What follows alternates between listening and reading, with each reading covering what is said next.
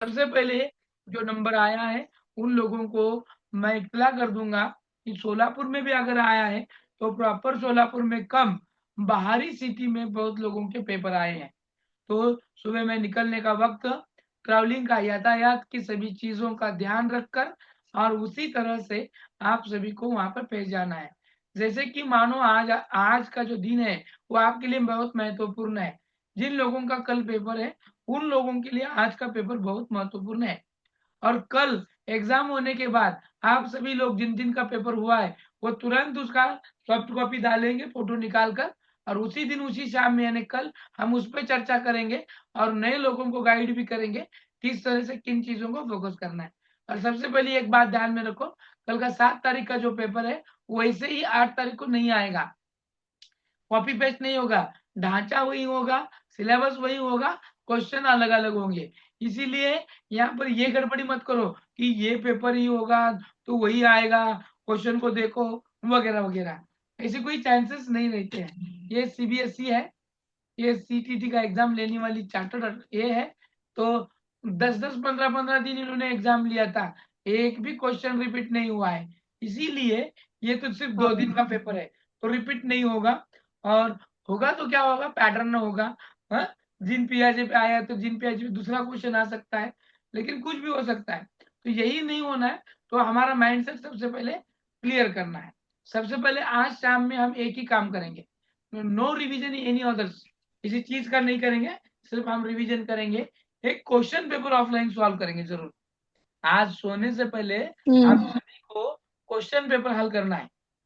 Question paper हल करते वक्त 2024 का जून का या फिर जो दिसंबर का है वो पेपर हम सॉल्व करेंगे। वो सॉल्व करे बगैर सोएंगे नहीं, यही आपकी मंशा रहेगी। यही पेपर को आप सॉल्व करो। 2024 का कौन सा भी एक पेपर 2024 का आप सॉल्व करो। उसमें का आपका जो लैंग्वेज है Marathi, mathematics, language two Hindi हो, इंग्लिश हो, उर्दू हो, जो भी कुछ है उसको आपको क्या करना है, सवाल करना है। और सवाल करते वक्त आपको एक बात ध्यान में रखनी है, ओएमआर सीट का इस्तेमाल करना होगा। और हमने ओरिजिनल ओएमआर सीट किस तरह से रहता है इसकी एक फोटो कॉपी भी आपके ग्रुप पे डाल दी है। तो ये सबसे याद रखो। Yes sir. और सबसे महत्वपूर्ण ये बात को एक ध्यान रखना है आपको कि जो ओएमआर सीट होगा आपका कल, सिर्फ फ्रंट बाजू से नहीं होगा, उसके बैक में भी कुछ होगा। इसको पहले ध्यान दो आप, नहीं तो एक बाजू में छोड़ेंगे और फिर अंत में या फिर बीच में कोई तो बताएगा तो आपकी गड़बड़ी हो जाएगी। तो सबसे पहले आपको एक काम करना है, ओएमआर सीट को फ्लिप करके देखना है आगे पीछे क्या क्या है, क्या क्या इंफॉर्मेशन भरनी है, क्या भरनी है तो कौन सी है, क्या करना है। इन चीजों को आपको ध्यान में रखना है। मैं रिपीट बता रहा हूँ, ओएमआर सीट को फ्लिप करके देखो आगे पीछे कुछ दिया है क्या। अगर दिया है तो उसकी इंफॉर्मेशन फिलअप करो।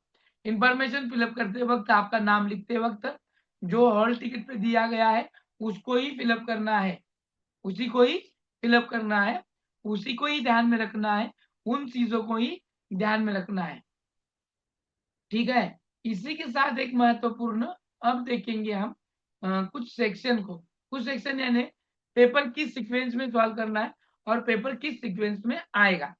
मैंने इसके पहले भी आपको बताया था और बता भी रहा हूँ, आज भी बताऊंगा। और कोई भी लोग, कोई भी इंसान, कोई भी लड़का लड़की इसमें कंफ्यूज नहीं हो जाएगा, क्योंकि सबसे पहले आपके हाथ में आएगा वो है मेन बुकलेट। आपको 2 बुकलेट दिए जाएंगे। जिन छात्रों का, जिन टीचरों का लैंग्वेज हिंदी और इंग्लिश रहेगा उनको कोई भी बुकलेट नहीं आएगा। यानी आपका लैंग्वेज 1 हिंदी हो इंग्लिश हो, सेकंड लैंग्वेज हिंदी और इंग्लिश, इन्हीं दोनों में से कोई भी एक हो तो उन्हीं को ही सिर्फ एक ही बुकलेट आएगा। ऐसे लोग बहुत कम है अपने पास। अपने पास उर्दू हिंदी, उर्दू हिंदी और हिंदी मराठी। मराठी और हिंदी इंग्लिश। हिंदी इंग्लिश कितने जन है, हिंदी इंग्लिश? चालेल। सर, हिंदी मराठी का बुकलेट कितने आएंगे? मैं बता रहा हूँ, मैंने मैंने जो क्वेश्चन पूछा ना उतना ही खाली जवाब दो। किन लोगों का इंग्लिश और हिंदी है? खान 70 का है शायद, है ना? मी आहे सर। कौन? Okay. Yes sir. Vaishnavi. Marathi Hindi आहे सर मला. मी काय विचारलं, साधा सोपा प्रश्न विचारला की ज्यांचा लँग्वेज इंग्लिश आणि हिंदी आहे असे लोक किती आहेत म्हणतोय. 2 आहेत. एक आहे खान सातार, दुसरा आहे मोहम्मदी सय्यद वगैरे. अख्तर मुल्ला आपका भी है क्या? ओके. आता या लोकांना आपका एग्जाम सेंटर कहाँ पर है और पेपर कब है? मेरा बार्शी. मुंबई सर. अख्तर मुल्ला सर का मेरा खानसा का बारसी है, हाँ बार्शी है, संडे को है. संडे को है. आपका अख्तर मुल्ला कब है? कल है सर दोपहर में 2:30 बजे. अक्कलकोट बार- सेंटर. कौन सा सेंटर? अक्कलकोट. Okay okay. अब सर देखो- माझं मुंबईचं आहे. मुंबईमध्ये आहे, उद्या आहे पेपर. नाही नाही, पण वैष्णवी मॅडम तुमचं उदगीरी. जे आहे ना उद्या पेपर, तो इंग्लिश आणि हिंदी आहे का तुमची लँग्वेज? सेकंड लँग्वेज आहे सर. फर्स्ट हो आणि पण सर हिंदी आहे. आणि पहिली काय आहे? पहिली हिंदी आहे, सेकंड मराठी आहे. मी किती सोपं सांगायला लागलो. ज्यांची पहिली हिंदी किंवा इंग्लिश आणि दुसरी हिंदी किंवा इंग्लिश त्याची आहे ना, त्यांच्यासाठी हा, फक्त इन्स्ट्रक्शन द्यायचं. मग मी मराठीकडे येईन ना. Okay okay sir. आता मराठीकडे येईन, हिंदीकडे येईन, उर्दूकडे येईन, सगळ्याकडे येईन. पहिले यांना का सांगतोय, तर यांना एकच बुकलेट येईल. आता कुठे कन्फ्युज होतं सांगतो. पहिला बुकलेट जो आहे तो 50 ते 56 पानाचा असतो. कमीत कमी 46 आणि जास्तीत जास्त 56 पानांपर्यंत येतो.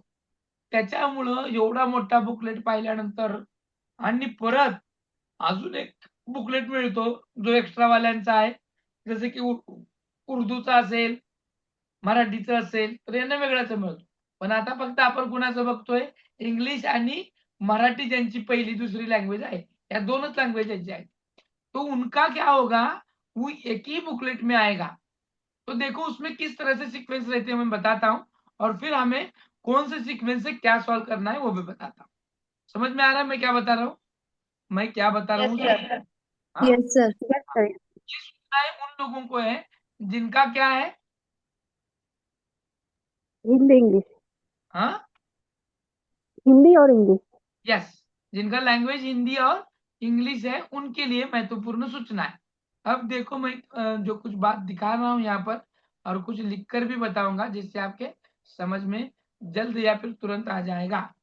आपके इसी में यानी आपका जो पेपर है, मेन बुकलेट पेपर है, उस बुकलेट पेपर में सीडीपी का सीक्वेंस होगा. भाई पेपर का बता रहा हूँ, फिर पूरा बाकी की बात बताऊंगा. मैं सबसे पहला आपको बता रहा हूँ कि किस तरह से क्या क्या बातें होंगी और हमें क्या क्या इसको हल करना है. सबसे पहले इसी पेपर में सीडीपी होगा नंबर 1 से, क्वेश्चन क्रमांक 1 से लेके 30 तक. मैथमेटिक्स होगा पेपर 1 का बता रहा हूँ ये पेपर 1 का है.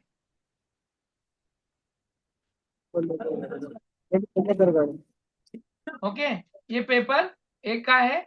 इस पेपर 1 में क्या होगा, सबसे पहला सीडीपी होगा जो एक क्वेश्चन नंबर 1 से शुरू होगा और 30 तक होगा. फिर उसके बाद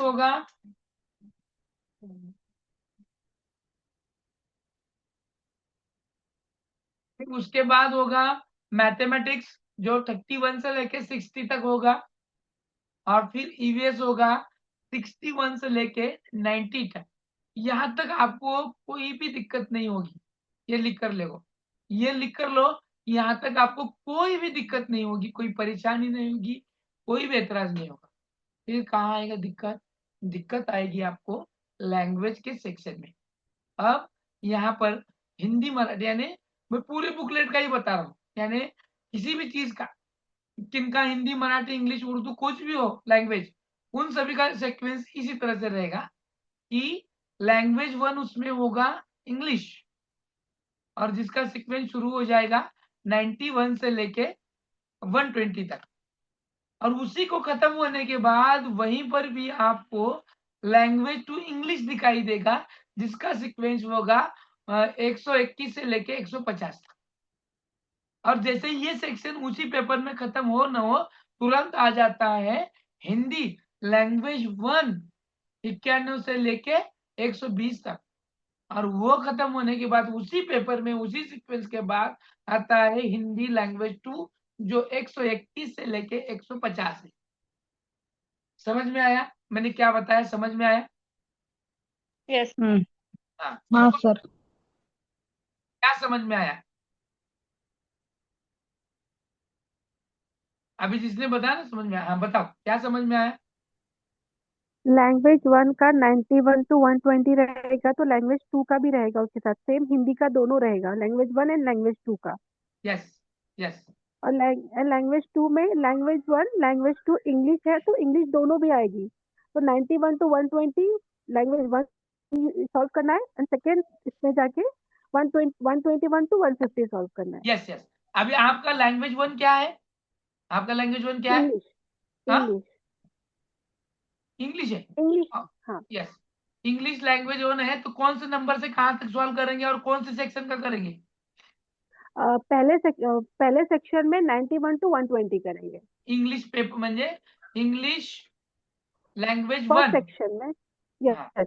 हाँ और फिर बाद में दूसरे सेक्शन में जाके लैंग्वेज 2 में सेक्शन 2 मतलब लैंग्वेज 2 में 121 टू 150। किसका? लेकिन इंग्लिश का कि हिंदी का? हिंदी। हिंदी। यस ये ध्यान में रखना है।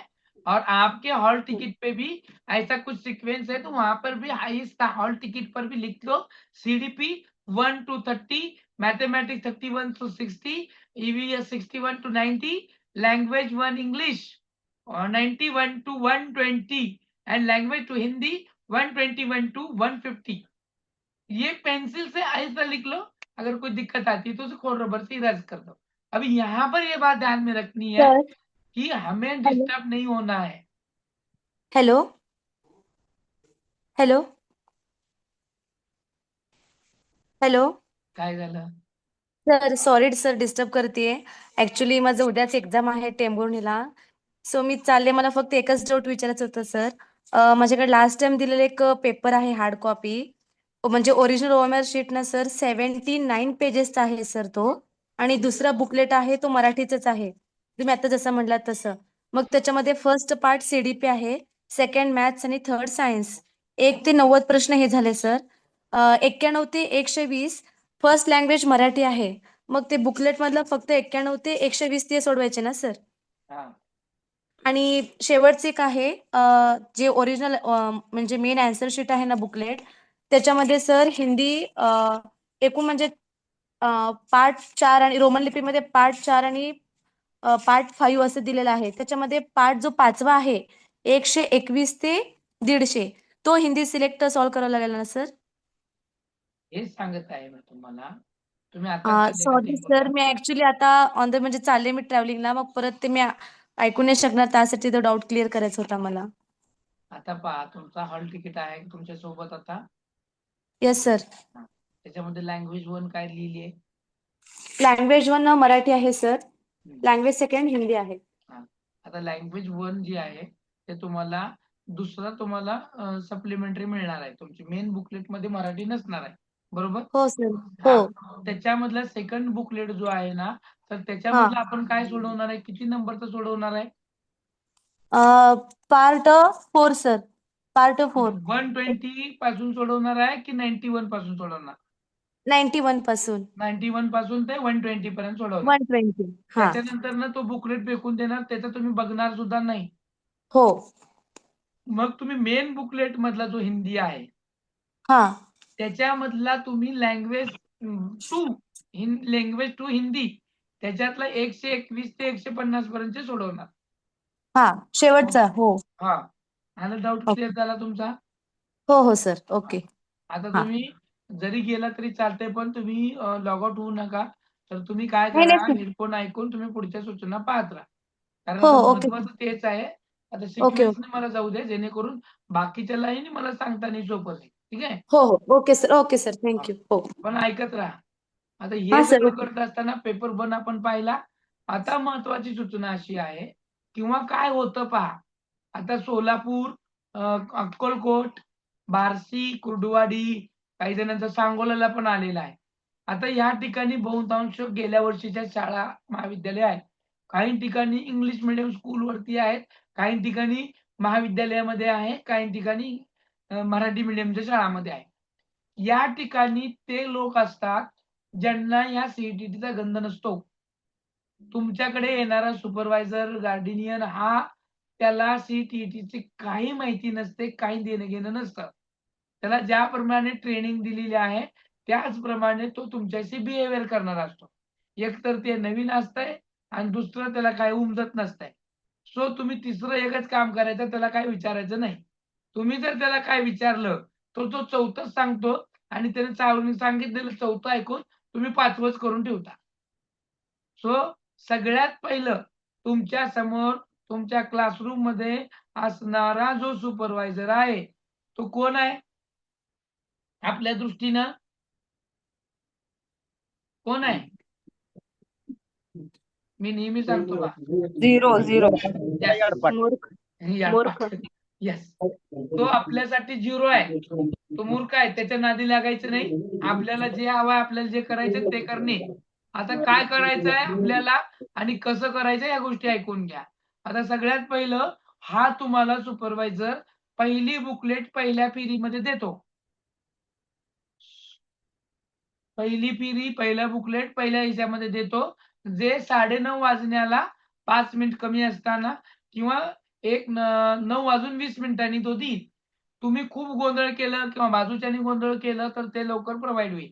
आता तिथलं सगळं जे काही मोमेंट आहेत, हालचाली आहेत ते आपण बघणारच आहोत. मग कुठं इग्नोर करायचं, काय करायचं तेही सांगणार आहे. पण आता इथं विषय निघाला म्हणून सांगतो.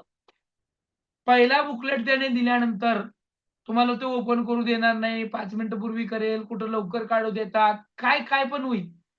तुमच्या आजूबाजूचे गलका करतील, बाजूचे गलका करतील. फक्त तुम्हाला शांत राहायचं आहे.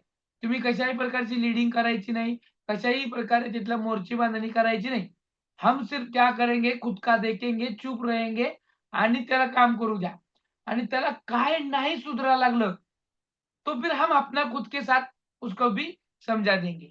आता इथं तुम्हाला काय केलं तरी मेक बुकलेट दिला. त्याला लगेच एक 5-10 मिनिटात रिक्वेस्ट करा, की सर लगेच दुसऱ्या पेपरचं पण बुकलेट तुम्ही देऊन टाका. बरोबर आहे का? त्याला सांगून द्या, की दुसरं जे बुकलेट आहे ना, ते पण द्या आम्हाला. म्हणजे ज्यांचं उर्दू आहे त्यांना पण एक्स्ट्राचं बुकलेट येणार आहे आणि ज्यांचं मराठी आहे त्यांचं पण एक्स्ट्राचं बुकलेट येणार आहे. म्हणजे तुमच्याकडे झाले प्रॉपरली 2 बुकलेट.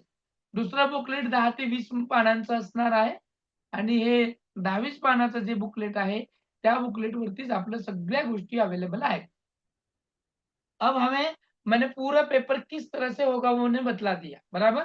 अब हमें किस तरह से पेपर का सीक्वेंस सॉल्व करना है वो देखेंगे.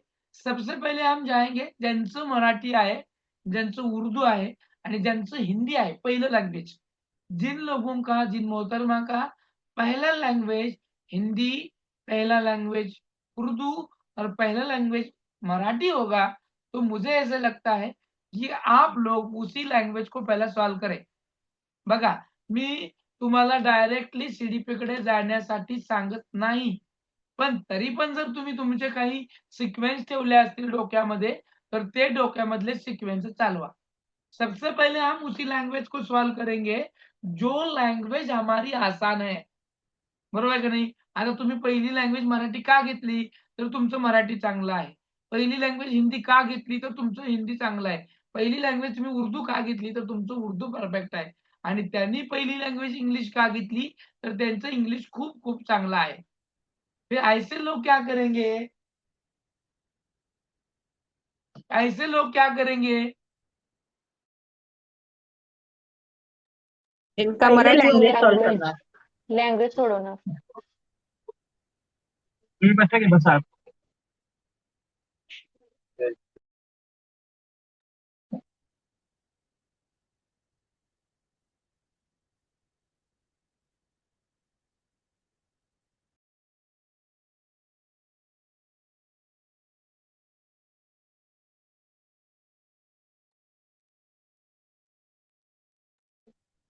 येत आहे का आवाज?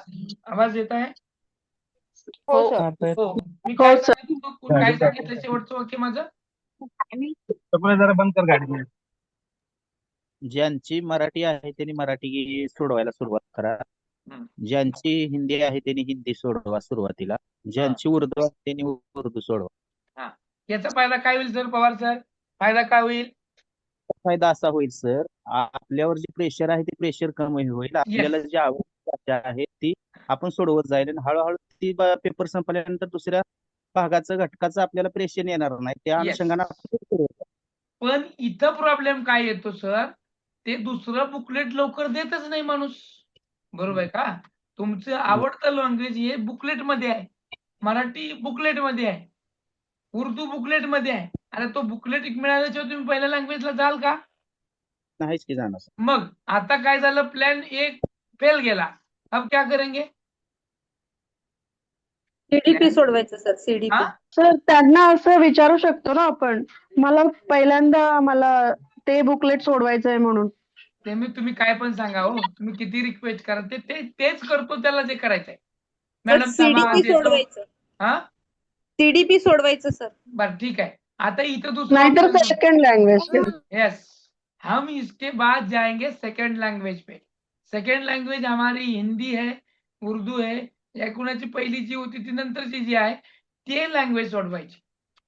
आता समजा जिन लोगों को मराठी आसान है, लेकिन काही जणांना आता हिंदी येत नाही ना, हिंदीचा प्रॉब्लेम है, तो मग लैंग्वेज सोडवायला थोड़ा दिक्कत आ सकती है, तो वो उसको स्किप करके सीडीपी पे जा सकता है। लेकिन किंतु परंतु एक शंका यहाँ पर मैं आपको बताता हूं, अगर आप डायरेक्टली सीडीपी पे जाएंगे तो यहाँ पर कोई जनों को दिक्कत आ सकती है। और जिन लोगों का बेहतरीन से बेहतरीन सीडीपी है तो वो बेशक सीडीपी से शुरू करें, लेकिन अगर आप लैंग्वेज से शुरू करेंगे तो लैंग्वेज आसान है, क्योंकि उसमें पैसेज है, पैसेज के बाद पेडोलॉजी है, बराबर। इसको सॉल्व करना है। तुमच्या माहितीसाठी एक गोष्ट पुन्हा पुन्हा सांगतो, जेवढं येतंय जे येतंय ते टिक मार्क करत चला, बाकीच्यासाठी सोडा, वेळ द्या आणि थांबा, गडबड करू नका। आपण शेवटच्या टप्प्यामध्ये सगळ्याला ओके करणार आहे। बरोबर आहे का माझं म्हणणं? का नाही तुम्हाला तसंच करायचंय? बरोबर आहे सर तुमचं म्हणणं. का असं करणार आहे तुम्ही, सर मला येतंय ते मी सोडवतो पक्क आणि जे येत नाही तिथंच मोकळं करतो, म्हणजे त्याला सी देतो, नाहीतर जे सगळ्यात लांब आहे किंवा काहीतरी ट्रिक वापरून लॉजिक लावून त्याला सुद्धा तिथंच मोकळं करतो, असं काय करणार आहे का? असं कुणाचं आहे का नियोजन? ऐसा किसको लगा क्या कि एक ही बार में मैं सॉल्व करूंगा पेपर, दोबारा कुछ भी नहीं होगा मुझसे? हो सर, हो सर, एकदमच सगळं कर. नका करू तसं, हुशार सर विद्यार्थ्यांचं मग वेळ पुरत नाही सर तसं केलं का मग? हा टाइम सर परत रिपीट वेळ परत नाही पुरत. बघण्यासाठी टाइम नाही पुरत सर, एकदा काय असेल ते होऊन जातंय सर, तसं आहे. रिस्क ऑन युअर ओन होगी, क्योंकि उसमें भी सर सेक्शन वाईज सोडवायचं असं म्हणालो. सेक्शन वाईज सोडवा, मनाने सोडवा, पण सोडवताना OMR शीट लक्षात ठेवा। तुम्ही समजा सेक्शन तुम्ही सीडीपीचं घेण्याच्या ऐवजी तुम्ही लँग्वेज जर पहिलं घेतलं तर लँग्वेज तुम्ही OMR शीट वरती 1 नंबरवर सोडवू नका, बरोबर 91च्या 91लाच गोल करा। गडबडीमध्ये, घाई होण्याची शक्यता खूप दाट असते। मग कधी-कधी काय करा माहितीये का, OMR शीटवर गोल करण्यापूर्वी तुम्ही दन तुम्ही पेपर पूर्णपणे क्वेश्चन पेपरवर सोडवून शेवटच्या किंवा तो सेक्शन पूर्ण झाल्यावर लगेच त्याचे गोल करा, तिथल्या तिथे, शेवटी नका करा। तसं चालतंय का सर? हा हो सर, तसंच करा. म्हणजे एक्झाम आपलं क्वेश्चन पेपरवर पेन्सिलने टिक मार्क केलं तर चालतंय ना सर? खूप मोठी करू नका ना, दिसायला जगाला दिसावी अशी, तेच- स्वतःला तेच, दिसावी अशी हा. करा। खुद को ओके, दिखना ओके. है उतनी करो, एक टिंब करा, बारकं छोटीशी एक रेड डॉट मारा, जे करून तुम्हाला दिसेल। असं होऊ नये ज्यावेळेस OMR शीट वरती आपण गोल करणार आहे त्यावर्षी आपण केलेलं टिकच दिसणार नाही। काय झालं शुभम सर? सर पेन्सिल आणि एकाच आन्सर का 3 वेळा गोल केलं तर रॉंग होतं. काय झालं? एका एकच गोल करावा लागणार. काय झालं? शुभम सर काय झालं?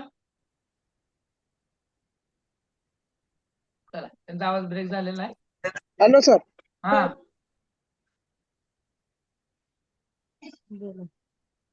सर आवाज येतोय? हा आता येतो।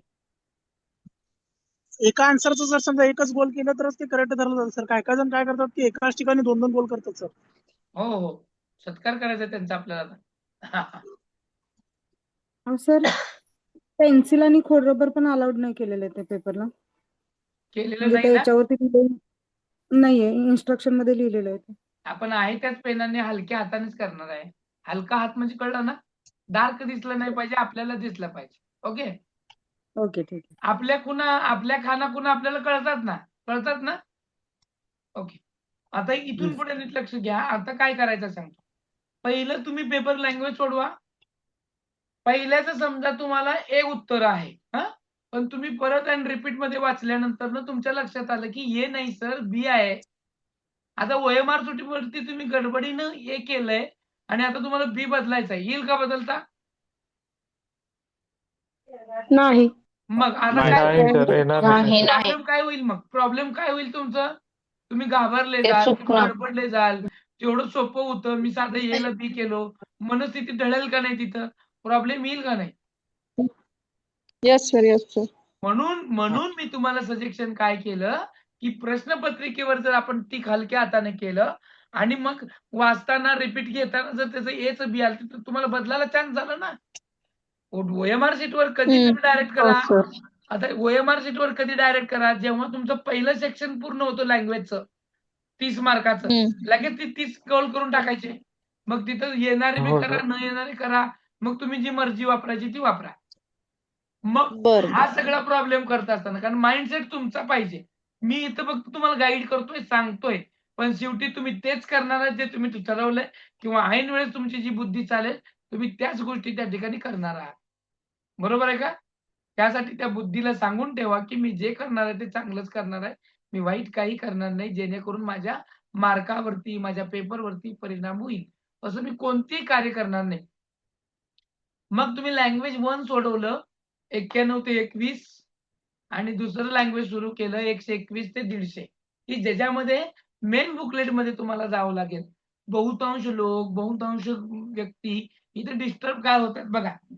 तुम्ही क्लासरूममध्ये आणि तुमच्या क्लासरूममध्ये 25 विद्यार्थी आहेत आणि ह्या 25 मध्ये सुरुवातीला तुम्ही ज्यावेळेस पेपरचं सील ओपन करता आणि त्यावेळेस एक मागून पुढून कुठून तरी आवाज येतो, "मॅडम माझं गोल चुकलंच हो." मच करतंय.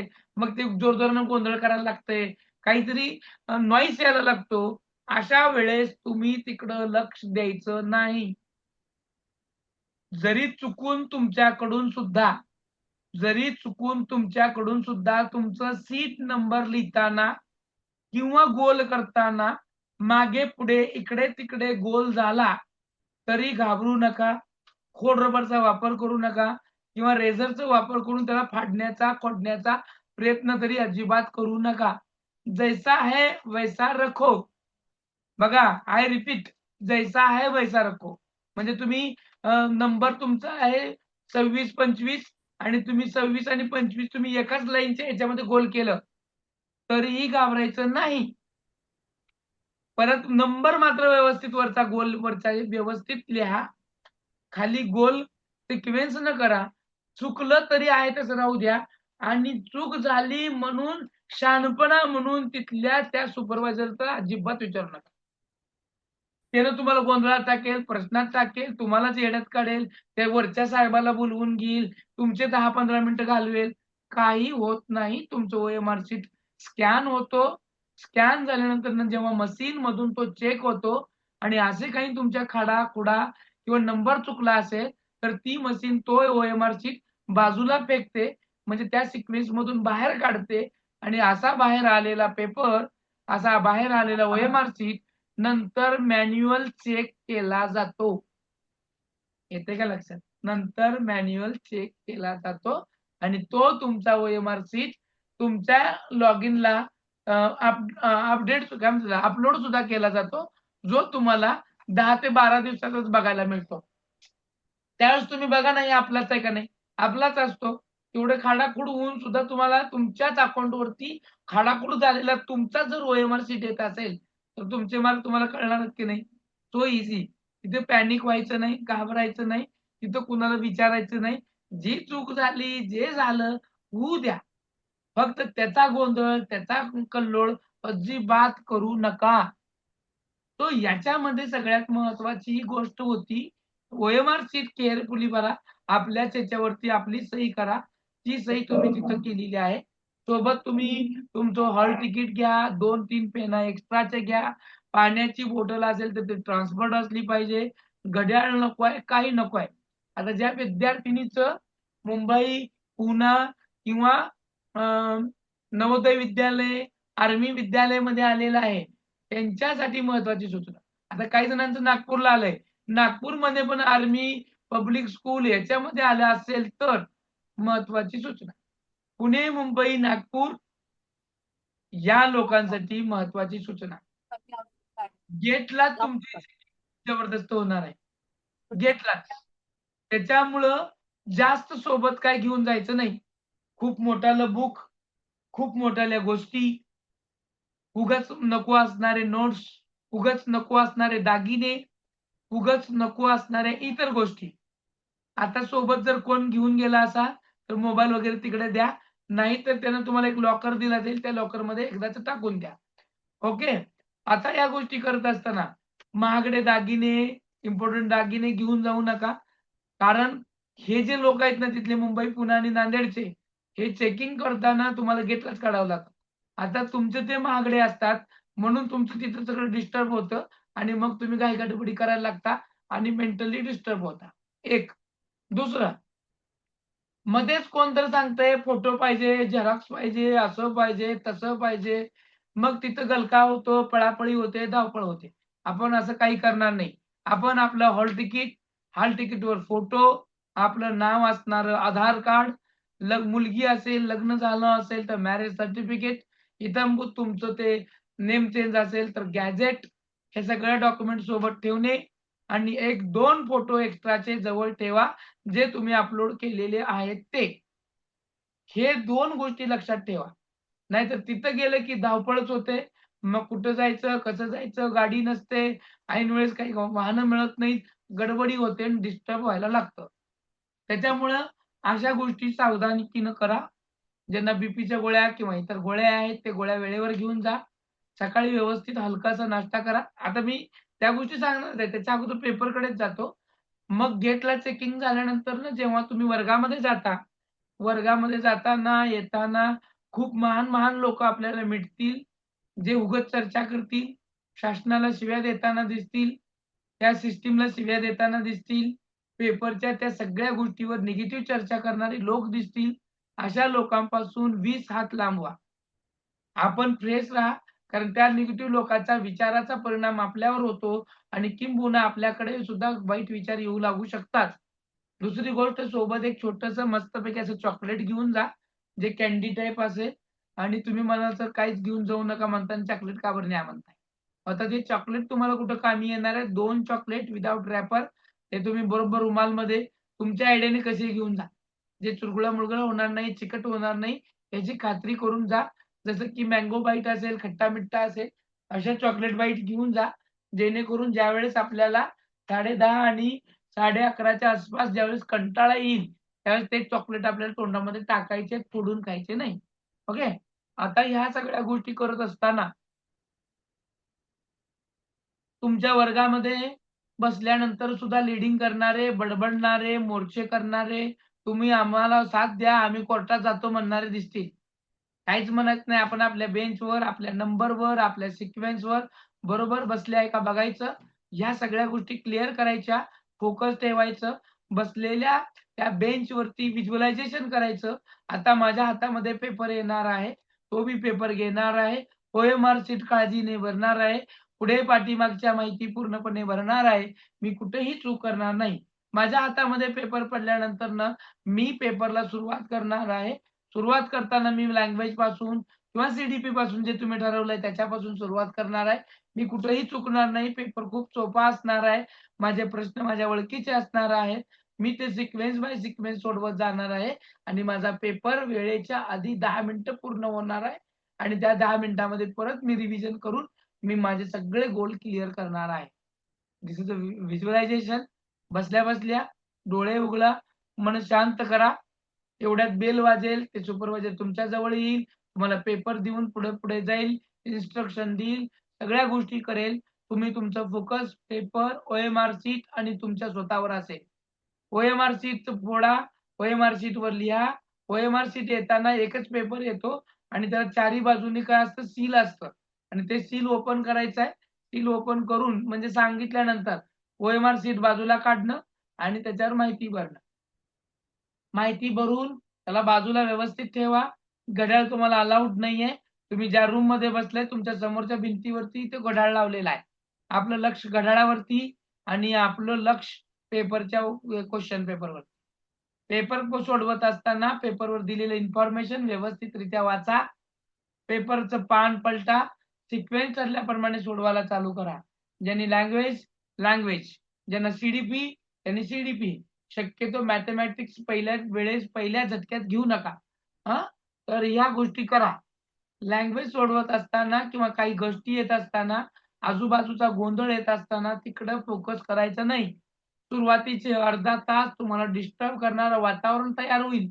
कारण कुणाला माहिती असते नसते, गोंगाट होतो, ते सुपरवायझर गोंधळ घालतो, ते वॉचमॅन येतंय, ते शिपाई येतंय, ते कोऑर्डिनेटर येतात, 10 वेळा विचारतात, मिळालं का, झालं का, लिहिलं का. अशा गोष्टींकडे लक्ष द्यायचं नाही. माइंडसेट यांचा परिणाम आपल्यावर होणार नाही याची गॅरंटी, खात्री आणि फोकस करून पेपर एकदम एकाग्रतेने पेपर सोडवायला चालू करायचा आहे. किती काही पण गोंधळ येऊ द्या, तिकडं उलटं पालतं होऊ द्या, नाही तर सुनामी आने दो, तो कुछ भी होने दो. हमारा फोकस सिर्फ पेपर पे रहेगा. पेपर लँग्वेज सोडवायला चालू केली. लँग्वेज मध्ये जे येते ते सोडवत जा. जे येत नाही ते वाटल्यास तुम्ही ते सोडा. माझं मत आहे तुम्ही 2-3 लेअर मध्ये पेपर सोडवावं. पण ज्यांना पेपरचं टाइम पुरत नाही असं वाटत आहे त्यांनी एकच लेअर मध्ये पेपर सोडवून टाका. धूमधडाका होऊन जाऊ द्या. पण काय होतं, ब्रेन ज्यावेळेस फास्ट ऍक्टिव्ह होतो, पहिलाच प्रश्न ज्यावेळेस आपण सोडवतो, ओळखीचा येतो, बरोबर येतो, त्यावेळेस कॉन्फिडन्स बिल्ड होतो आणि हळूहळू असे कॉन्फिडन्स बिल्डच होत जातात. मग जसं तुमचा कॉन्फिडन्स बिल्ड होत जातो, एकदम तुम्ही सामर्थ्यानं तुम्ही पेपर सोडवायला जाता, त्यावेळेस न येणारा अवघड क्वेश्चन सुद्धा तुम्ही सॉल्व्ह करू शकतो. मग अशा वेळेस तो जर झाला की लगेच सोडून द्या. त्याला सोडू नका. मग जिथं वाटतंय की या प्रश्नाचं उत्तर मला मिळत नाही त्याला ठेवा. सेक्शन झाल्यानंतर OMR शीट वरती सगळे गोल क्लिअर करा. काळजीपूर्वक गोल क्लिअर करा. 2-2 गोल क्लिअर करू नका आणि परत सपलिंग अजिबात करू नका. पाहतोय एक कडे गिरवतोय 2 कडे, पाहतोय जिलबी मागतोय गुलाबजामुन, असं करू नका. शक्यतो तुम्ही तुमचा जो काही पेपर आहे, प्रश्न आहे, त्या प्रश्नाचा जो OMR शीट वरचा जो ऑप्शन नंबर आहे तोच ऑप्शनला आपण गोल करत आहोत का याची खात्री करून घ्या. ती काळजीपूर्वक करा आणि त्याच्यानुसार ते सोडवा. गडबड अजिबात करू नका. माइंडसेट चांगला ठेवा. आणि पहिली लँग्वेज ही 30 मिनिटाच्या आतमध्ये झाली पाहिजे. सरांनी सांगितलं होतं 30 मिनिटाच्या आत व्हायला पाहिजे. आपल्याला तर 35 मिनिटं लागाले. आता बाई काय करू? अजिबात नाही. लागलं लागू द्या. झालं होऊ द्या.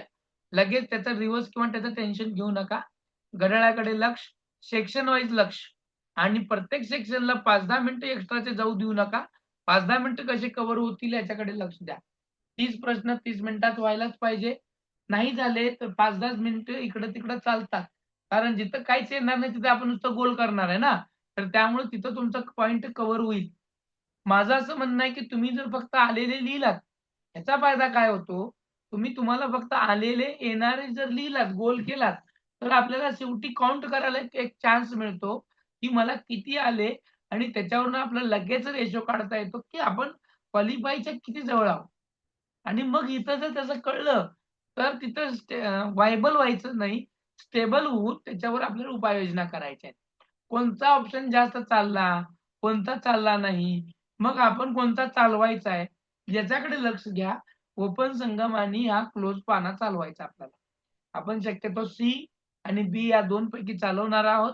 शक्यतो C आणि B ह्याच्यामधलं तुम्हाला जो योग्य वाटतो C चालवा, B चालवा आणि जिथे हे चालत नाही असं वाटतं तिथं डोकं चालवा.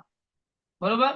आणि मग ट्रिक जे दिलेले आहेत ते सगळ्यात लांब प्रश्न, मग उपरयुक्त सभी A B में से सही असे वाले ट्रिक लावून तुम्ही प्रश्न सोडवून टाका.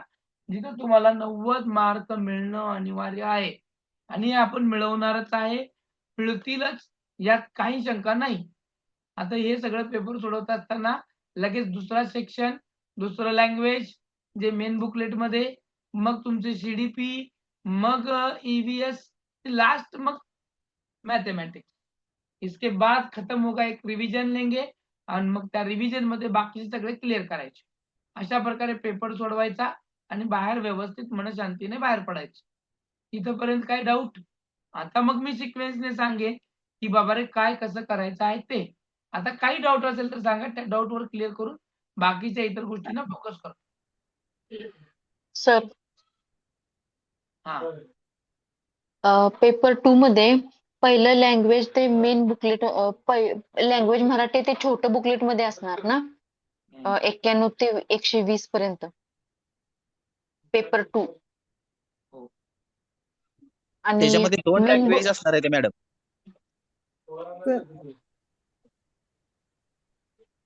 बोला मॅडम, तुमचा प्रश्न तर कळू द्या आम्हाला काय आहे। बोला बोला। आणि लँग्वेज 2 हे जे आहे ते मेन बुकलेट मध्ये असणार आहे ना? 120 ते 150 हिंदी लँग्वेज सेकंड 2 हो पेपर 2 चं। मग हे असं सोडवायचं आहे का? हो। आता आपण पेपर 1 चं पाहिलं ना मॅडम, आता पेपर 2 सर पाहूया। पेपर ओके एकचं सर। पण सर हॅलो हा बोला ना मॅडम, मोरे मॅडम बोला। हा सर, आता पेपर 1 माझं पहिली लँग्वेज मराठी आहे हा आणि दुसरी हिंदी आहे। हा। मग आता मराठीचा पेपर ते सप्लिमेंटवर दुसऱ्या ह्याच्यावरती येणार का? पहिली लँग्वेज काय आहे तुमची? मराठी, हा, दुसरी हिंदी। हिंदी आहे। पहिली हा मराठी आहे तुमची, हा ती सप्लिमेंटरी मध्ये येणार आहे। जी छोटा बुकलेट नंतर देणार आहे, ज्याचा OMR शीट नसतो, असा तो हा बुकलेट तुम्हाला देणार। त्या बुकलेट मधला तुम्हाला पहिला पेपर असल्या कारणामुळे 91 ते 120 नंबरचे सिक्वेन्स सोडवायचे। बर बर मग चालेल, हे माहित नव्हतं मग सर हे। मेन बुकलेट मध्ये तुमचा पेपर 2 लँग्वेज 2 असेल आणि तो हं, त्याचा सिक्वेन्स 121 ते 150 असेल हिंदीचा। हा मग त्यात 91 ते 120 सर ते कोरस सोडायचं का त्या पेजवरचं? कुठल्या? है ना, आता मेन बुकलेट जे देतात हा, त्याच्यावरती कोरं काय नाही कुठं सोडणार आहे करायचं. आपण? आपण कोरं नाही सोडणार। आपण ते नाही कोरं सर, काय सोडणार 91 आहे? ते 20 ते नाही सर त्या पेजवरती आता 91 ते 20 असतील ना तिथे इंग्लिशचे ते बघायचंच नाही त्याला। नाही ना? हा हा, कोरं नाही सोडायचं, त्याला बघायचंच नाही आपण। हा हा, कारण कोरं जर सोडलं तर तुमचं OMR शीट कोरी होईल ना, म्हणून म्हणजे कोरं नाही सोडायचं। लँग्वेज वन ही दुसऱ्या सप्लिमेंट वरती है हा, ना? लँग्वेज 1 दुसऱ्या सप्लिमेंटरी मध्ये असेल, त्याचं नाव नंबर असतो, कोड नंबर मराठीचा 11 आणि त्या 11 वरचं तुम्हाला येणार आहे। त्याच्या काय म्हणतो त्याला आपण, सिरियल नंबर जो कोड आहे, तो कोड सुद्धा आपल्याला मेन बुकलेट वरती ड्रॉ करावा लागेल किंवा ऑटोमॅटिकली तो गोल सुद्धा होऊन आलेला असतो। मग तोच आहे का नाही, तेच नंबर आहे का नाही पाहिजे। ते कोड जेच असतं का सर? एकच असतो। कधी कधी काय होतं माहित आहे का, आपले हे शहाणे महाशय लोक देताना चुकीचं पण देऊ शकतात। हा, मागच्या वर्षी असंच झालं माडामध्ये। काय झालं की एबीसीडी सगळ्याला दिली आणि मग देताना ज्याला ए दिलं गेलं त्याला डी आलं, ज्याला बी दिलं त्याला सी आलं। मग अरे त्यांनी बापरे. परत सगळ्यांचे काढून घेतले। काढून घेताना 2-3 जणांनी लिहिले होते। आपली पोरांना मी माहिती सांगितल्यामुळे त्यांनी तो पेपर दिलाच नाही। सर मी हे देत नाही म्हणले तुम्हाला, कारण मी याच्यामध्ये लिहिलंय, तुम्हाला देणार नाही, काय करायचं करा। आता होतं काय माहित आहे का, तुमच्या दोन्हीवरती तुम्हाला कुठला का बुकलेट येईना, तो बुकलेट हा लिहिला जातो ना आणि त्याच्यानुसारच चेक करतो आपण। त्यामुळे मार्किंग मध्ये काही फरक पडत नाही, फक्त त्या डोक्यात फरक पडतो। त्यामुळे तो तुम्हाला खूप कन्फ्यूज करणारा आहे। त्याच्या कृतीकडे, त्याच्या ऍक्शनकडे एकच लक्ष द्यायचा नाही। आपलं एकच लक्ष, आपला पेपरच फक्त पक्ष असणार आणि ह्या पेपरला सॉल्व्ह करण्यासाठी आपण जे आता मी सिक्वेन्स सांगितलं तोच सोडवायचा। तुम्हाला लँग्वेजचा आणि मेनचा कोड मॅच नाही झाला तरी चालेल, मॅच झाला तरी चालेल, फक्त सोडवत राहणे, काय करायचं नाही। फक्त पेपर मागता, एकदा का तुम्ही पेपरवर गोल केले, त्याची माहिती लिहिली, तर पेपर अजिबात द्यायचं नाही। ओके ते का एवढं मात्र कटाक्ष पाळायचं, कारण तुम्ही 4-5 जर क्वेश्चन लिहिले असतील, गोल केले असतील आणि अचानक त्याने पाठीमाग काढून घेतलं, तर तुमचे 5 रिव्हर्स मध्ये गेले, बरोबर की नाही? त्याच्यासाठी पेपर तो द्यायचा नाही आणि ते घेत पण नाही ते। काही जण शहाणा असेल तर ते करत बसते उगाच, सगळ्याचे घे, परत ते सिक्वेन्स असं दे, त्याच्या लक्षात येत नाही, त्याला वाटायचं कसं असतं, ते सगळं गोंधळून जाते बिचार. त्याला महान महान म्हणावं लागेल. अशा महान लोकांपासून सावध राहा. उद्या तुम्हाला ह्या महान लोकांनाच फेस करावं लागेल आणि तुम्ही उद्या मला हेच हसत सांगणार आहे, तो अजून किती महान होता. त्याने काय महान कामं केली. हं? मग त्या महान लोकांचं सांगण्यापेक्षा आपण महान व्हा आणि आपलं काम आपण योग्य करा. आता ओके सर. पेपर 1चं जे मी काही तुम्हाला डाऊट होता तो क्लिअर झाला का बघा. मला पेपर 2ची पण अशीच माहिती सांगायची. बर. Hello okay sir. Hello sir हां. हॅलो बोला Kapse madam. Sir OMR sheet एकच असेल ना सर? OMR शीट एकच असते. 2 नसतात. एकच असते. 1 ते फक्त 50. लँग्वेज 1 चा पेपर जो असेल तो सेपरेट असेल का सर? हां? लँग्वेज 1 चं जे बुकलेट असेल ते फक्त सेपरेट असेल का? नाही. लँग्वेज 1 मध्ये मराठी किंवा उर्दू असेल तर सेपरेट असेल ना. हां. जर इंग्लिश असेल तर त्यातच असेल ना सर सगळं? त्यातच असणार. तुमचं काय इंग्लिश आणि हिंदी आहे का काय? इंग्लिश आणि मराठी आहे हां. सर. इंग्लिश इंग्लिश फर्स्ट त्याचं आहे आणि सेकंड मराठी. मराठीला मात्र तुमची सप्लिमेंटरी येणार आहे तुम्हाला मराठीसाठी. मग आणि ते जिथून सिक्वेन्स वाईज क्वेश्चन आहे ते OMR शीट वर त्या सिक्वेन्स वाईजच आपण सर्कल करायचं राईट? येस. आता आम्ही तशा पद्धतीने तरी तुम्हाला 2 महिने झालं OMR शीट दिलेली आहे. तुम्ही गोल करत आलेला आहात. हे विसरू नका. हां. नाही तुम्ही जे 2 बुकलेट म्हणलात ना तिथं मला थोडं कन्फ्युज झालं सर. मला बाकी आता काय तेच सर कन्फ्युज आता काढण्यासाठी 2 बुकलेट येणारच ना तुम्हाला. पण OMR हां. शीट एकच असणार. हां. बरोबर. मग तेच फक्त मराठीसाठी मला म्हणजे ते पेपर 2 चं मराठी जे असेल ते फक्त सेपरेट बुकलेट येणार ना? हां, बुकलेट येणार. OMR शीट तीच असणार. ओके. प्रश्नपत्रिका चालेल. वेगळी आणि OMR शीट मात्र एकच है ना सर? येस. हां. आता हां. तुमच्या भाषेत मला काय सांगायचं. वाटलं OMR शीट 2 आहेत का? OMR म्हणून शीट 2 विचारलं. नसतात. 2 म्हणून नसतात. विचारलं एकच असतो. सर. ओके म्हणजे काय आहे ते पूर्ण सगळं भरायचं. येस. Okay sir. ओके. अजून काय अडचण असेल तर इथंच विचारा. तिथं जाऊन अडचणीत पडू नका. मी तेच हॅलो सर. कन्फ्युज आहे. मला काय वाटलं आन्सर शीट 2 आहेत हॅलो. का? हां. सर मी आता मुंबईला चालली आहे सर. एक 5 मिनिटं बोलायचं होतं सर. मी आता बरं. जॉईन झाले. बरं. CDP पहिला आणि लँग्वेज 1, लँग्वेज 2, EVS, मॅथ्स असं असेल ना सर? हे पहा आता मी डिस्प्लेवर दिसते का तुम्हाला हे पेपर 1च आहे. तुमचं पेपर हो 1च सर. आहे ना छोटी मॅडम? हो सर पेपर 1च आहे. आता हा पेपर 1 जो आहे की नाही हां. या सिक्वेन्स प्रमाणेच आहे. बरं ठीक आहे सर चालेल. Thank you sir. ऐकून घ्या माझं. हां सर. सिक्वेन्स आहे CDP, मॅथ्स, EVS, लँग्वेज 1 आणि लँग्वेज 2 अशा पद्धतीचा असणार आहे. त्याच्यानुसार तुम्ही बरं. सोडवा. तुम्हाला त्याचा अनुभव आहेच. तुम्हाला पेपर व्यवस्थित जावा यासाठी आमच्या सगळ्यांकडून तुम्हाला शुभकामना आहे. तुम्ही पेपर थँक्यू व्यवस्थित सर. शांतीला धरून लिहा. कारण हो तुम्ही सर. आता रेल्वेने जाणार आहात. रेल्वेने तुम्ही प्रवास करणार आहात. हो सर. उतरल्यानंतर ना तुमची जी मानसिक स्थिती असणार आहे ती थोडी वेगळी असणार आहे. ती मानसिक स्थिती ढळू द्यायची नाही. तुम्ही मुंबईला हो सर. जात आहात. त्याच्यानंतर तुम्ही त्याच्यामध्ये मेट्रोचा किंवा तुम्ही लोकल ट्रेनचा वापर करणार आहात. त्याच्यासाठी हो. दगदग त्या गोष्टींचा आपल्या पेपरवर काडीमात्र परिणाम होणार नाही याची काळजी घ्यावी आणि या काळजीनं तुम्ही पेपर सोडवावा. तुमच्या सर्वांच्या पाठीमागं आम्ही आहोत. तुम्हाला हो सर. कधीही थँक्यू. ऐन वेळेस कोणतीही काही अडचण आल्यास तुम्ही बिनधास्त फोन करू शकता. अर्ली मॉर्निंग हो या लेट नाईट हो, जो भी कुछ हो उस वक्त तुम्ही फक्त अडचणीत येऊ नका. कारण जर नावात बदल असेल तर गॅजेट किंवा तुमचं मॅरेज सर्टिफिकेट घेऊन जा. कुणाच्या नावात बदल नसेल तर फक्त आधार चालतो. आधार, तुमचं मॅरेज सर्टिफिकेट आणि गॅजेट ज्यांच्या नावात बदल आहेत ते नाव क्लिअर असेल त्यांनी आपलं आधार किंवा इतर जे सांगितलंय ते वापरा आणि त्यानुसार ते घेऊन जा. 2 एक्स्ट्राचे फोटो ठेवा. 2 पेना घेऊन जा. ब्ल्यू किंवा ब्लॅक कलरचा चालतो. हो सर. पण ते करत असताना बॉलपेन चांगल्या क्वालिटीचा घ्या ज्याचा पॉइंट मोठा आहे. अशा त्या पेन घ्या जेणेकरून गोल आपला पटपट होऊन जाईल. रेनॉल्ड घेतलो सर मी. येस रेनॉल्ड पण चालतो. या सगळ्या गोष्टी लक्षात ठेवून पेपर व्यवस्थित लिहा. गडबड घाई गोंधळ अजिबात करू नका. तुम्हा सगळ्यांना पेपरसाठी खूप खूप खूप शुभेच्छा. पहिल्याच अटेम्प्ट मध्ये तुम्ही सगळे क्वालिफाय व्हा हीच माझी सदिच्छा. ओके मी सर. पण मुंबईलाच आहे. हा तर मी पण मुंबईलाच आहे, माझं पण मुंबईलाच आलंय. किती वाजता? 10:30ला, 11:45ला? 1:30ला आहे, 12:30 वाजता रिपोर्टिंग आहे सर. ट्रेन आहे, पेपर बनच ट्रेन ट्रेन ट्रेन नाही, मी सकाळीच आले. मुंबईत आहे का आता? हो, तर मुंबईतच आहे. छान छान. आणि सर मला इथून जवळ आहे सर, 15 मिनिटाचा रस्ता आहे माझं. हा, छान. सर हाँ बोलो मैडम। सर नाम में अगर बदल रहेगा हाँ और हमारे डॉक्यूमेंट्स में वो दोनों भी नाम है, जैसे पैन कार्ड है, हाँ, तो फिर गैजेट लेके जाना पड़ेगा क्या सर? है ना आपके पास गैजेट?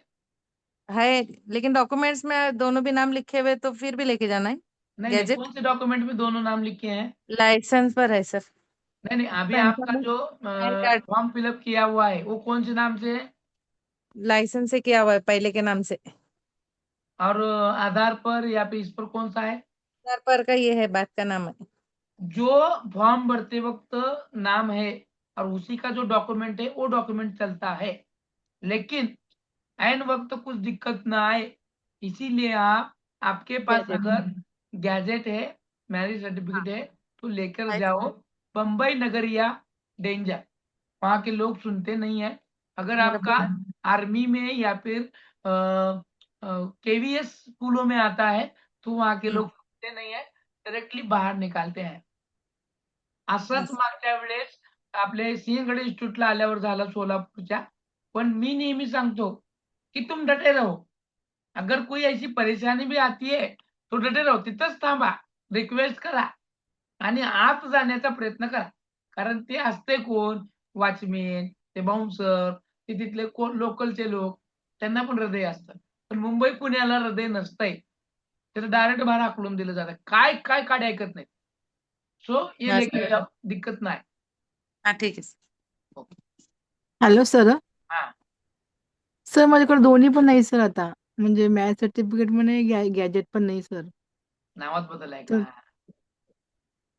नावात ना बदल नाही ना, हो कशाला टेन्शन घेताय? हो सर, झालं नावात बदल, म्हणजे गुर्रम आहे सगळे डॉक्युमेंट्स वर, आधार कार्ड वर उदगीर आहे सर. इतक्या दिवस झालं तुम्हाला सांगून, आता तुम्ही, मी किती दिवस झाले सांगतो, महिना दीड महिना झाले हे सांगतोय मी। असू दे, काय होत नाही, कुछ टेन्शन मत लो, कुछ भी नाही होत। तुमच्याकडे काय त्रास असेल ना, लायसन वगैरे जुनं वगैरे काय त्रास असेल की, जुनं आधार असेल सर एखादं, आयडी कार्ड आहे सर, कशाचं? कॉलेजचं, ते बघत ते घेत नाही, यशवंतराव. ते नाही तर नाही.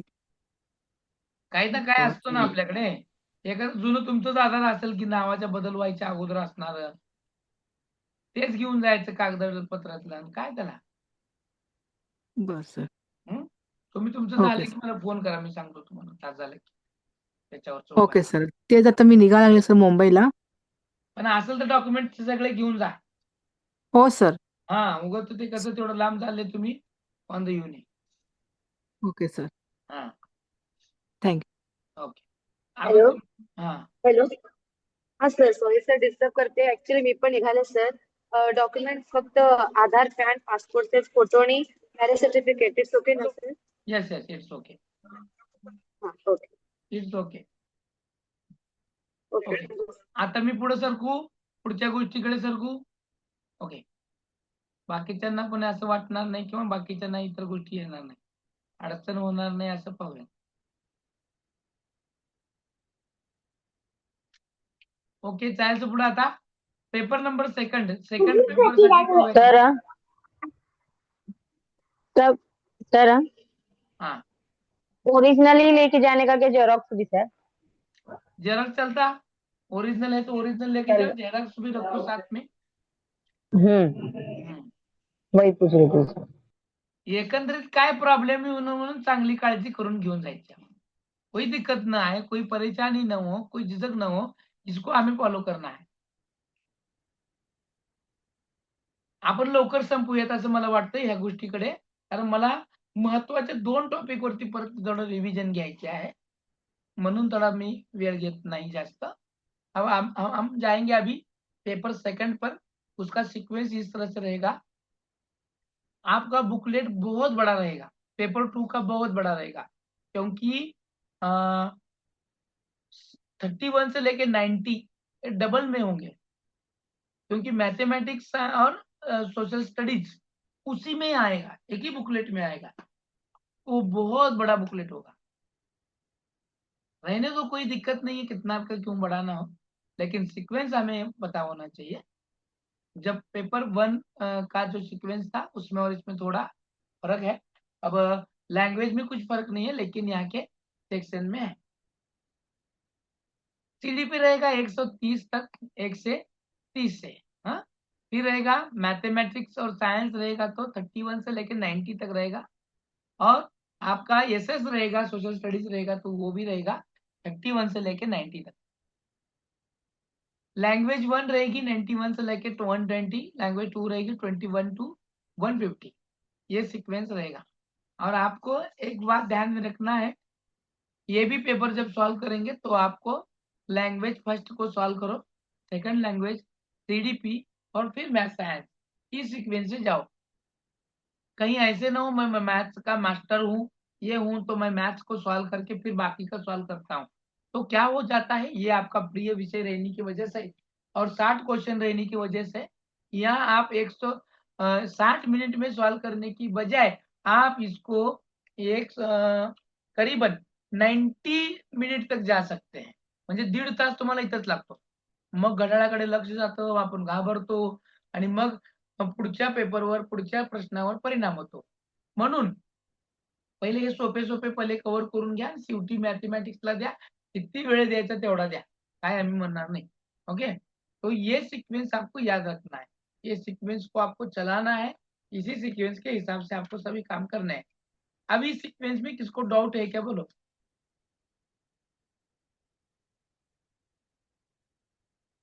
आता ह्या सिक्वेन्स मध्ये किंवा पेपर 2च्या संदर्भात कुणाला काय म्हणायचं आहे, विचारायचं आहे?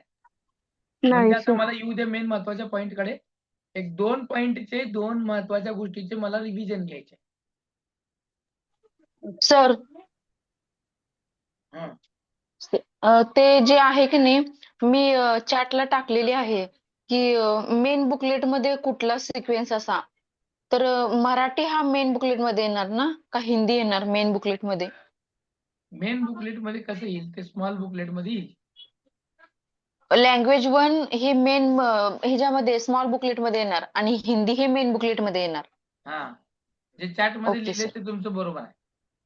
हा, ओके सर, थँक्यू. हा,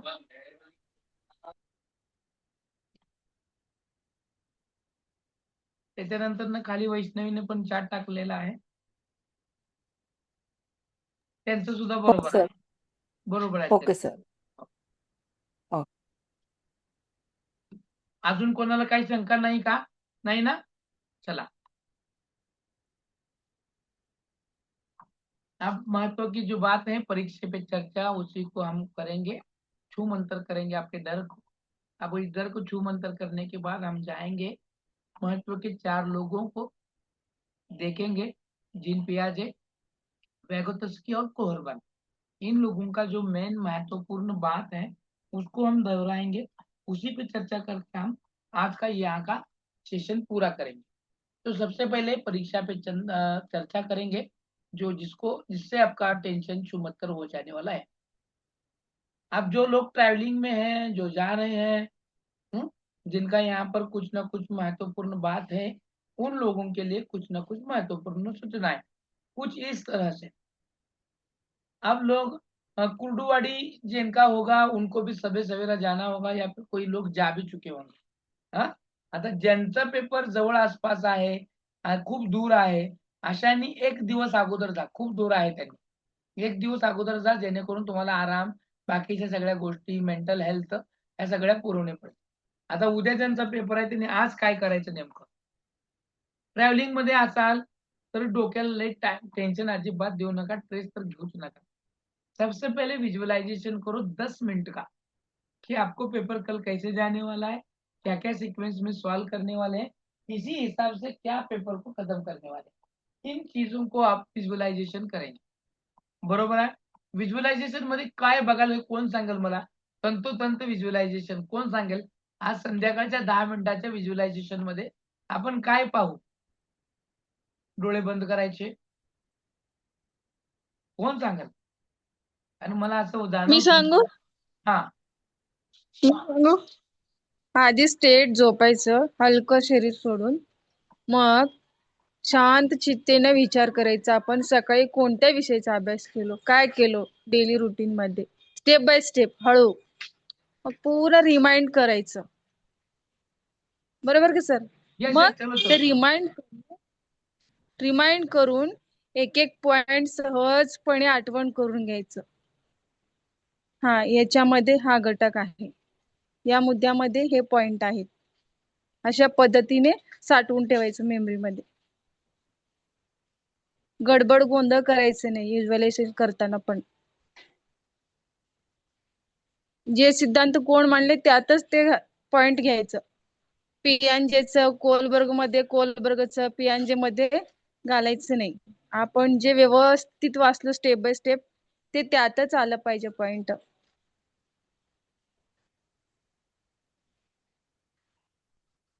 हॅलो. बोला बोला झालं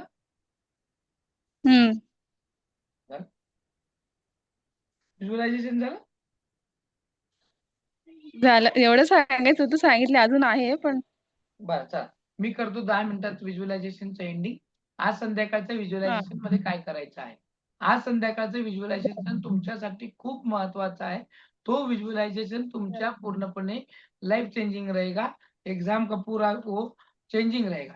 आता या ठिकाणी व्हिज्युअलायझेशन काय करणार आहे.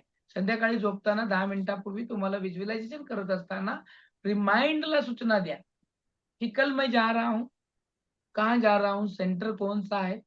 उस सेंटर पर जाने के बाद, जाने से पहले आपकी मनस्थिती. आपचा पेपर जर पेपर 2 असेल आणि तो सकाळच्या मॉर्निंग मध्ये असेल 9:30 ते तुमचा पेपर असणार आहे 12 पर्यंत. हेच तुमच्या माइंडला सांगायचं आहे. आउट करा. मैं परीक्षा के गृह में जा चुका हूँ, हॉल में बैठ चुका हूँ, अपने सीट नंबर पर बराबर बैठ चुका हूँ. 9:30 बजने में 5 मिनट बाकी हैं. घंटी बज चुकी है. पेपर आउट हो चुका है. मेरा पेपर मेरे हाथ में मिल गया है और मैं बहुत खुश प्रसन्न हूँ क्योंकि मुझे वो सब कुछ आता है जो एग्जाम में आने वाला है या पूछने वाले हैं. तो मैंने हल्के से OMR शीट को खोल दिया. OMR शीट की पूर्ण इंफॉर्मेशन फिलअप कर दी आगे और पीछे की. इसके साथ मैंने जैसे ही बेल सेकंड हुई और फिर मैंने पूरा पेपर सॉल्व करना शुरू कर दिया. मैंने पेपर शुरू करते वक्त लैंग्वेज लिया था फर्स्ट वाला, तो लैंग्वेज से शुरू कर दिया. लैंग्वेज का पहला क्वेश्चन बहुत ही बेहतरीन भाषा, इतका सोपा होता की तो पहिल्याच 4 सेकंदामध्ये मी तो लगेच ड्रॉ पण केला. असं करत सोपं करत करत पूर्ण माझा लँग्वेज सेक्शन पूर्ण संपला. मी खूप आनंदित आहे. मला एकदम आनंद होतोय आणि आनंदाच्या भरामध्ये मी एक चॉकलेट खाल्ला आणि मग लगेच मी सेकंड घेतलं. Paper second, language second. प्रश्न पहिला खूप सोपा, दुसरा पण सोपा, सगळं सोपं.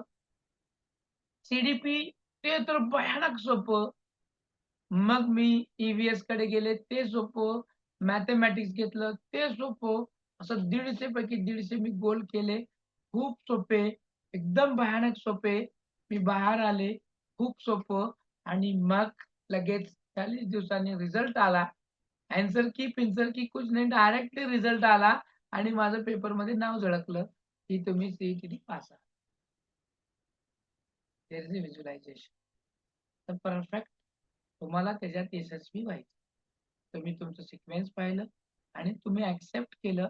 युनिव्हर्सलला मागितलं, मला हे हवा आहे. यूनिवर्सल को आप जो भी मांगेंगे वो आपको देगा घुमाकर आपकी ही लेंथ में. हे पॉवर आहे युनिव्हर्सल मध्ये. आणि ही पॉवर घेत असताना सगळ्यात महत्वाचं आहे प्रॉम्प्ट टाकणं. म्हणजे आपण जे सूचना इनपुट करत आहोत व्हिज्युअलायझेशन मध्ये ती परफेक्ट असते. डोळे झाकाल, झोपून. आज संध्याकाळी न विसरता 150 मार्काचा पेपर सोडवा. सहज सोडवा. खूप ताण घेऊ नका, स्ट्रेस घेऊ नका, काही करू नका. उद्या पेपरला जाताना आज तुम्ही 11च्या आत झोपा, कारण झोप जितकी चांगली तेवढं तुमचं उद्याचं फ्रेश मूड असेल. कोण पहाटे 5ला उठेल, कोण 3ला उठेल, गाडी घेईल, कोण कुर्डुवाडीला जाईल, कोण कोटला जाईल, कोण बार्शीला जाईल, कोण मुंबईला जाईल, पुण्याला जाईल, कोण नांदेडला जाईल, कोण नागपूरला जाईल, कोण कुठे का जाईना, तुम्ही वेळेत पोहोचा. वेळेत पोहोचण्याऐवजी हलकं हलकं खावा, जास्त खाऊ नका, थोडेच खा, मात्र उपाशी राहू नका. आपले लागणारे जे काही गोळ्या, टॅबलेट्स, पाणी, अमुक तमुक आहे ते सोबत घ्या. मौल्यवान वस्तू अजिबात सोबत घेऊन जाऊ नका. ज्या सूचना, ज्या ट्रिक्स, ज्या पद्धती, जे सिक्वेन्स दिलेला आहे त्या सिक्वेन्सने पेपर सोडवा. तुम्ही एक्झाम हॉलवर टाइमावर पोहोचा. पोहोचल्यानंतर महाभारत, महाभारती, महारथी लोक आजूबाजूला दिसतील, त्यांच्या सावलीला सुद्धा उभारू नका. जे लोक निगेटिव्ह बोलतील, जे लोकांकडे खूप खूप मोठे पुस्तकं असतील, जे उघडून बघितल्यानंतर पहिलाच क्वेश्चन जर बघितला तर ते आपल्याला कधी पाहिलं नाही सारखा वाटेल, तरी तुम्हाला डिस्टर्ब व्हायचं नाहीये. तुम्हाला तुमचा पेपर गपचूप निवांत शांत पद्धतीने सोडवायचा आहे. वर्गात जायचंय, आपल्या आपल्या सीट नंबरवर बसायचंय. पेपर खूप शिस्तीने सोडवायचा आहे. पेपरला जाताना किरकिर कुणाशी होऊ देऊ नका, घरच्यांशी तर अजिबात नाही. आणि त्या रिक्षावाल्याशी किंवा इतर ज्यानं जात आहे त्याच्याशी तर अजिबात भांडू नका. भांडण केल्यामुळे मेंटली तुम्ही डिस्टर्ब होता, तुमचं डोकं पाक काम करत नाही आणि मग तुमच्या या सगळ्या गोष्टी तशा झाल्या कारणामुळं आपला परिणाम पेपरवर होतो. सो एकदम रिलॅक्स, मुझे सब कुछ आता है फीलिंग रखो, पेपर सॉल्व करो, पेपर के बाहर आ जाओ. आणि पेपर वरून जेव्हा तुम्ही याल तेव्हा नक्की तुम्ही मला कॉल करा, फोन करा. पेपर पहिला झाल्यानंतर कॉल करून मला सांगा पेपर कसा झाला. जमल्यास लगेच फोटो काढून तुरंत ग्रुपवर ते टाका. आणि माहितीसाठी सांगतो, इतकं छान तुम्हाला पेपर जाईल, बोलायचं काम नाही. जरी पेपर नाही नीट गेला, मनस्थिती बिघडली, तरी सुद्धा फोन लावा.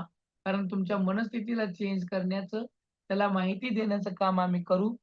जर तुम्ही लावलेल्या वेळामध्ये फोन लागत नसेल किंवा उचलला गेला नाही, तर पॅनिक होऊ नका. कारण तुमच्यासारखंच अजून मी कोणाला तरी बोलणार असणार आहे. त्यासाठी तो झाला की लगेच तुम्हाला कॉल करेन. पेपर झाल्यानंतर 100% फोन करा.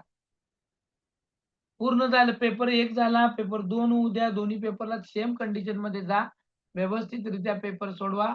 खूप छान पेपर असणार आहे. ठीक आहे. इथपर्यंत या पेपरच्या सगळ्या गोष्टी.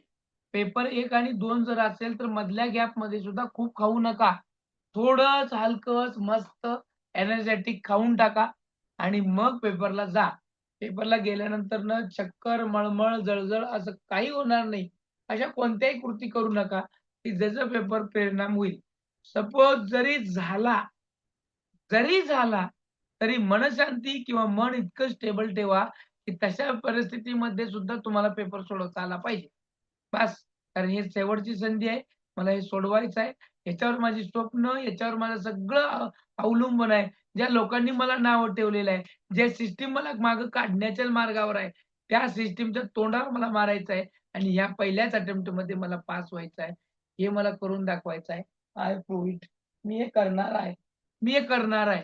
ही जिद्द मनामध्ये बाळगा आणि या जिद्दीला पेटून उठा, जागे व्हा. तोपर्यंत लढा जोपर्यंत तुम्ही यशस्वी होणार नाही. आणि हा लढा तुमचा स्वतःचाच आहे. या जगामध्ये कोण या परिस्थितीवर मात करणार आहे तर ते आहे तुम्ही. तुमचं जे काही आहे धैर्य, सामर्थ्य ते फक्त तुमच्यातच आहे. हे सगळं लाईफ चेंजिंग कोण करणार ते तुम्हीच करणार आहे. हे दुसरं चेंजर कोणच नसणार आहे. तुम्हीच आहे तुमचे सारथी, तुम्हीच आहे तुमचं साक्षात्कार, तुम्हीच आहे तुमचे शिल्पकार. हे सगळे तुम्हीच आहात. तुम्हीच सगळ्या काही गोष्टी चेंज करणार आहात. तो सगळ्यात महत्वाचं, स्वतःला स्टेबल ठेवा. You prove it. तुम्ही करून दाखवणार आहे आणि यू विन. तुम्ही ते करणारच आहे. तुम्ही जिंकणारच आहे आणि आय डू इट. मी करणारच आहे. ही पॉवर मनामध्ये ठेवा, हे जिद्द मनामध्ये ठेवा. पेटून उठ आणि त्या सामर्थ्य आणि फोडून टाक त्या सगळ्यांचे बोलणं म्हणणं की ज्यांनी तुम्हाला म्हटलं होतं की तुझ्यानं होणार नाही. अशांच्या त्याच्यावरती तुम्हाला चेंजिंग करण्यासाठी हे सगळं सामर्थ्यपणा लावायचं आहे आणि पेपर मध्ये यशस्वी व्हायचं आहे. पेपरला पूर्णत्वाकडे घेऊन जायचं आहे, पेपरमध्ये बदल घडवून आणायचा आहे आणि हे तुम्हीच करणार आहे, दुसरं कोणी करणार नाही. मी इथं बसून सांगणार आहे, फील्डवर तुम्ही तिथं काम करणार आहे आणि ही पॉवर, ही जिद्द, ही चेतना, ही उमेद तुमच्यामध्ये कायम जागत राहो. तुम्ही पेपर चांगल्या पद्धतीने देऊ. तुमच्या मनामध्ये कशाही पद्धतीची निगेटिव्ह थिंकिंग न येवो.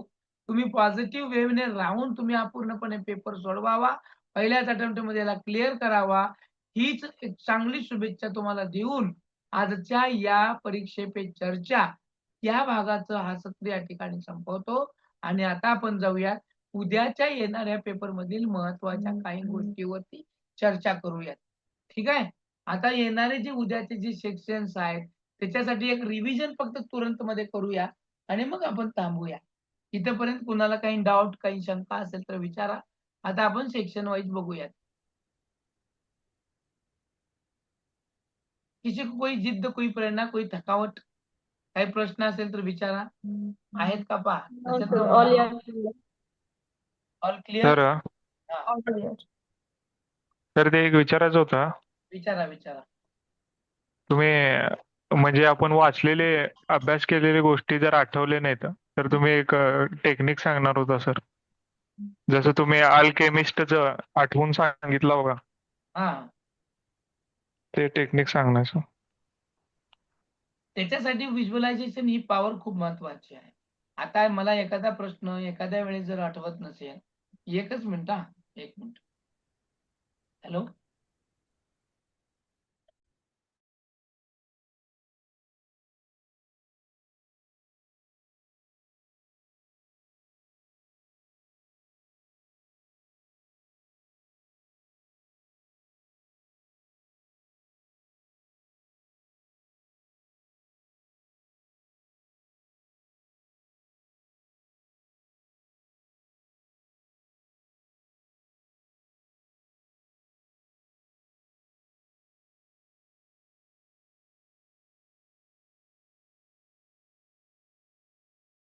तर आवाज येत नाहीये.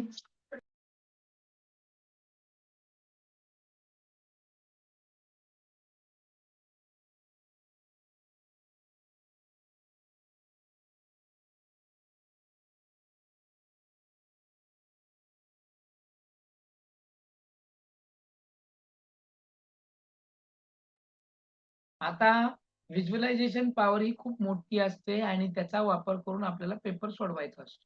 आता सरांनी सांगितलं की त्यांना असं काहीतरी टेक्निक पाहिजे की समजा एखाद्या प्रश्नाचं उत्तर मला आठवत नाही सर, पण मी वाचलेलं आहे. मग ते वाचलेलं उत्तर किंवा त्या गोष्टी तुम्हाला ते पुट आउट करायचे आहेत, काढायचे आहेत आणि त्याचं उत्तर मला बघायचं आहे. हे व्हिज्युअलायझेशनचं पॉवर. हे 2 महिने तुम्ही सरास केलं असतं तर तुम्हाला कुठलं पण काय पण आणि भविष्यामध्ये सुद्धा कुठलं पण काय पण करता येऊ शकतं. हे लक्षात ठेवा. पण आपण त्याच्याकडे लक्ष दिलेलं नाहीये. काही जणांना अडचणी आल्या असतील, काय अमुक. तर आता ह्याच्यातून सुद्धा कसं मार्ग काढायचा आणि काय पाहायचं. आता पहा, तुम्ही काही पुस्तकं रेफर केलेली असतील, पुस्तकं वाचलेली असतील. वाचताना त्याला आपण कसं वाचायचं असतं, कधीही वाचत असताना, वाचन करत असताना किंवा त्या पेजचा, त्या पुस्तकाचं रिकॉग्निशन आपल्या माइंडमध्ये करत असताना त्याला कॅप्चरिंग करावं लागतं. आणि कॅप्चरिंग कशी करायची? तर आपण ज्या पद्धतीनं फोटो काढतो त्या पद्धतीने आपल्या माइंडमध्ये त्याचा फोटो गेला पाहिजे. त्याचं पेज नंबर, कुठली ओळ आहे, कुठलं हे आहे, हे डोळे बंद करून पाहणे, उघडणे, पाहणे आणि उघडणे. असं 2 ते 3 वेळा जर आपण जेव्हा करतो, तर त्या पानामागचं सगळी माहिती आपल्या माइंडमध्ये जाते. आणि मग ही निघते कशी? तर ज्यावेळेस आपण आठवत नाही ही क्रिया करतो, मला आठवेच ना, तर त्यावेळेस तुमच्या माइंडला आज हे सांगायचं. सगळ्यात महत्त्वाचं म्हणजे तुम्ही झोपताना हे सांगायचं, मला सगळं आठवणार आहे. सगळं आठवणार आहे. मी काही विसरणार नाही. बघा, आपण एखाद्या गावाला जाणार असेल, तर आपण 4चा जर अलार्म लावला, तर तो तुम्ही 4 वाजायच्या अगोदरच उठता 5 मिनिटं. का? तर तुम्ही तुमच्या मेंदूला सूचना दिलेली असते, की मी उठणार आहे, मला उठायचं आहे. सेम कंडिशन या व्हिज्युअलायझेशनमध्ये आपल्याला सांगायचं आहे, की मला पेपर खूप सोपा जाणार आहे. मला सगळं आठवणार आहे. हे झालं की तुमचं माइंड ते कामच करणार आहे हो. ते माइंड त्या पद्धतीनं दिशेनं चालणारच आहे. हे सगळ्यात महत्वाचं आहे. आता आठवत नसलेला भाग कसा आठवायचा? तर तुम्ही इथं जे वाचत असताना ज्या नोट्समध्ये वाचलं, ज्या गोष्टीमध्ये वाचलं, ज्या व्हिडिओमध्ये पाहिलं, ज्या लेक्चरमध्ये पाहिलं, ज्या माझ्या स्लाइडमध्ये पाहिलं, ज्या माझ्या स्लाइडमध्ये त्या ऍप्लिकेशनच्या नोट्समध्ये पाहिलेलं असेल, तर त्याचा कॅप्चरिंग तुम्हाला कशी करायची? डोळे बंद झाक करायचे. आता पेपरच्या वेळेस व्हायला लागले आणि ती 2-3 सेकंदामध्ये करायची. डोळे झाकायचे, स्तब्ध राहायचं आणि आठवायचं. सांगायचं की मला हे मी पाहिले आणि मला आठवणार आहे. आठवणार आहे, आठवणार आहे, आठवलं. पुस्तक, ती ओळ, ते अमुक बरोबर ती नजरेमध्ये आणायची. तो कंटेंट लक्षात आणायचा आणि त्या ह्याच्यावरती काय बरं लिहिलं होतं, हे कॉल करायचं. एक रिकॉल केला की ऑटोमॅटिकली तुम्हाला न आठवणाऱ्या सुद्धा गोष्टी आठवून जातात. हे आठवण्यासाठी सगळ्यात महत्वाची क्रिया म्हणजे डोळे झाकणे आणि सूचना देणे. माइंडला तुम्ही जेवढ्या सूचना द्याल, तेवढा मजबूतीनं तो काम करतो एवढं लक्षात घ्या. आणि हे काम करण्यासाठी तुम्हाला त्याची एक्सरसाइजची गरज असते. वारंवार त्या गोष्टी करणं गरजेचं आहे. या गोष्टी तुम्ही केल्या आणि तुम्हाला ते आठवणार आहे. ओके? समजलं? आता हो सर. आता माझ्या प्रश्नांची उत्तरं द्या. बरोबर? आता फक्त माझ्या प्रश्नांची उत्तरं द्या. वाढ आणि विकासामधील विकासाच्या अवस्था कोणकोणते? कुणी एका दोघांनी सांगा. अवस्था कोणकोणते? बरं. तुम्ही रिव्हिजन करायला तयार आहात का? पहिली गोष्ट. नाही सर मला जायचंय, माझं माइंडमध्ये असं आहे, तसं आहे. नको. असं काय आहे का? कोणाला वाटतंय का रिव्हिजन नको आहे? घ्या सर. नाही सर. तर पाहूयात आपण एक 15-20 मिनिटामध्ये. आता आपण या ठिकाणी रिकॉल करणार आहोत. आतापर्यंत सगळं पाहिलं ते. आता बघा पेपर टॉपिक 1 मध्ये काय काय महत्वाचं आहे? तो म्हणजे आहे वाढ विकासाचे सिक्वेन्स. कोणकोणत्या अवस्था आहेत? अवस्था सांगा पटकन. जन्मोत्तर अवस्था सांगा. पूर्वकडे जाऊच नका. कारण आपल्याला पूर्व येतच नाही. जन्मोत्तर अवस्था येणार. आणि पूर्वची आली. जन्मोत्तर 0 से 2, हां. शैशवावस्था. हां. शैशवावस्था 0 से 2, बाल्यावस्था 6 से 12 और कुमारावस्था 12 से 18. ओके. आणि 0 से 2 शैशवावस्था, 3 से 6 पूर्व बाल्यावस्था, 6 से 9 मध्य बाल्यावस्था आणि 9 से 12 उत्तर बाल्यावस्था, 13 से 18 किशोरावस्था ह्या अवस्था आहेत. बरोबर? आता खिलौनों की आयु शाळकरी मुलांचं ज्याला आपण स्कूली एज म्हणतो, हे कुठलं आहे? किशोरावस्था. हां? किशोरावस्था. मध्य बाल्यावस्था सर. मध्य बाल्यावस्था. खिलौनों की आयु 3 से 6, 3 से स्कूली एज 6. 6 से 9, खूप टोळी 6 वय से 2. यस. 9 से 12. बघा मी उत्तर सांगितलेली आहेत. उत्तर सांगितले, गडबड 9 से करू 12. नका. हां. बरोबर? मला ऐकून घ्या तुम्ही. आता माईक बंद करा आणि मी काय सांगतो ते ऐका. 0 से 2 शैशवावस्था, 3 से 6 जी पूर्व बाल्यावस्था आहे, त्यालाच आपण खिलौने की आयु सुद्धा म्हणतो. त्याच्यानंतर मध्य बाल्यावस्था येते 6 ते 9, त्यालाच आपण शाळकरी वय म्हणतो. हां? स्कूली एज. त्याच्यानंतर येतं 9 ते 12. 9 ते 12 मध्ये टोळी वय येतं आणि त्यालाच आपण उत्तर बाल्यावस्था म्हणतो. किशोरावस्था येते 13 ते 19 किंवा 18. बरोबर? जी जटिल अवस्था आहे, भावनिक अस्थिरतेची अवस्था आहे. यानंतर प्रिन्सिपल्स आहेत आपले सगळ्यात महत्वाचे. कशाचे प्रिन्सिपल्स आहेत? विकासाची तत्व. विकासाची तत्व खूप महत्वाची आहेत. हे लक्षात असू द्या. त्याच्यानंतर आहे अनुवंश आणि परिस्थिती. तो चॅप्टर संपतो न संपतो येतो तुमच्याकडे सामाजीकरण. सामाजीकरणाचे 2 प्रकार कोणकोणते? प्राथमिक आणि गौण. प्राथमिक प्राथमिक सामाजिकरण आणि मध्ये परिवार आणि मित्र. परिवार आणि मित्र. हे सोडून कसलं जरी प्राथमिक म्हणलं तर ते कशात जातं? गौण मध्ये गौण जातं. मध्ये. म्हणजे येणारा गौण प्रश्न मध्ये. जरी कसाही असेल, कसंही विचारलं हा. तर प्राथमिक 2 लक्षात हा. ठेवायचे आणि उत्तरं देताना ती गौण मध्ये टाकून द्यायची त्याला. बरोबर? ओके. हां. Okay sir. त्याच्यानंतर 4थं झालं की 5वं चॅप्टर आहे जीन पियाजे आणि कोण तुमची 2 जण अजून? Kohlberg, Vygotsky. लॉरेन्स कोर्बर आणि वायगोत्स्की. लॉरेन्स कोलबर्ग, व्यागोत्स्की आणि कोलबर्ग, जीन पियाजे, बरोबर. Yes sir. हा, आता हे जे सगळे आहेत त्या सगळ्यांच्या कीवर्ड्स माहित असणं गरजेचं आहे. आता जसं की जीन पियाजे म्हणलं की कुठली गोष्ट येते महत्वाची? संज्ञानात्मक विकास. संज्ञानात्मक विकास, बरोबर. स्कीमा. हो. आणि Yes. स्कीमा काय सांगतं तिचं? पूर्वज्ञान. पूर्वज्ञान, बरोबर. आणि तो पूर्वज्ञान त्याच्याकडे असणाऱ्या ज्ञानाचे त्याच्यानंतर ना त्याच्यामध्ये त्याचे स्टेजेस आहेत. कोणकोणचे? हो सर. संवेदीगामक, पूर्वसंक्रियात्मक, मृत आणि अमृत, बरोबर. हा. हो. आता याची वय आणि कोणत्या वयामध्ये तो काय करतो?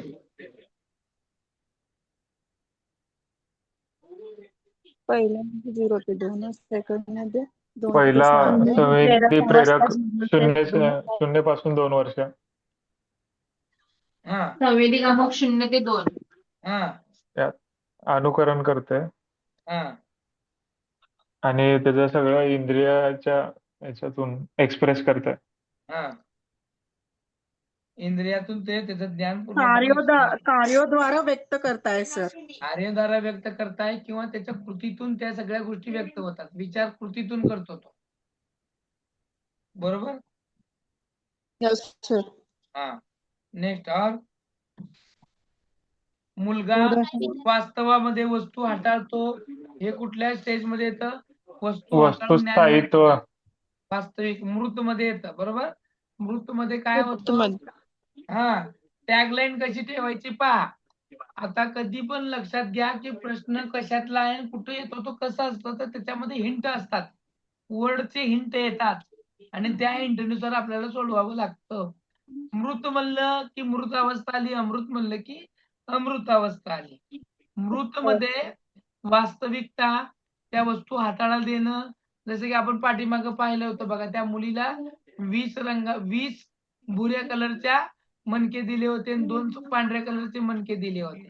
तो किसी चीज को हाथ में देकर किसी चीज को वास्तविकता में दिखाकर अगर कुछ क्वेश्चन पूछा जाता है तो वो आता है वास्तविकता यानी मृत पे, मृत एनर्जी में. आणि अमृत येईल ज्याच्यामध्ये तुम्हाला विचारच करायचा आहे. गाढवाला हत्ती म्हणलं, हत्तीला गाढव म्हणलं तर कोण काय करेल, अशा ज्या गोष्टी येतात अमृत, त्या गोष्टी कुठे जातात? अमृत अवस्था. म्हणजे जीन पियाजेच्या या ज्या 4 अवस्था आहेत, या 4 अवस्थेमध्ये ऑलरेडी हिंट आहे. त्या हिंटचा वापर करायचा आहे, बरोबर. त्याच्यानंतर येतो कोहलबर्ग. औपचारिक पण म्हणतात ना सर अमूर्तला? हा, औपचारिक पण म्हणतात ना सर अमूर्तला? Yes yes yes. अमृतला औपचारिक आहे आणि मृतला औपचारिक आहे. अनौपचारिक ते आहे, अमृतला आहे ना. नाही सर. अमूर्तला औपचारिक ना सर. अमृतला औपचारिक आहे. ह्याला काय आहे? अनौपचारिकला किंवा अमृतला, मृतला. अमृतला औपचारिक. नाही मुहूर्ताला फक्त मुहूर्तच आहे सर. प्रत्यक्षात औपचारिक आहे. अमूर्तला औपचारिक आहे, मूर्तला मूर्त संक्रियात्मक अवस्थाच आहे सर. ओके, चला. आता त्याच्यानंतर आलं कोहलबर्ग. सर वस्तुस्थायित्वाचं ते एक सांग. कुठलं? वस्तुस्थायित्व गुण कोणत्या याच्यामध्ये? मूर्त सांगितलं मूर्त अवस्थामध्ये नाही सर, पूर्वसंक्रियात्मक मध्ये सांगितलं होतं तुम्ही. कुठलं सांगितलं? पूर्वसंक्रियात्मक अवस्थामध्ये सांगितलं होतं वस्तुस्थायित्व गुण. एक मिनिट. बरोबर. वस्तूच्या स्थायित्वाचा गुण कसं सांगितलं होतं मी? तुम्ही पूर्वसंक्रियात्मक मध्ये सांगितलं होतं सर. पूर्वसंक्रियात्मक मध्ये. त्याच्यानंतर अजून अमृत मध्ये काय सांगितलं होतं आणि याच्यामध्ये काय सांगितलं होतं?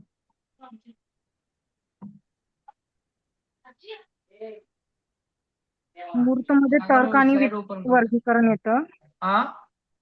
मूर्तमध्ये तर्क आणि वर्गीकरण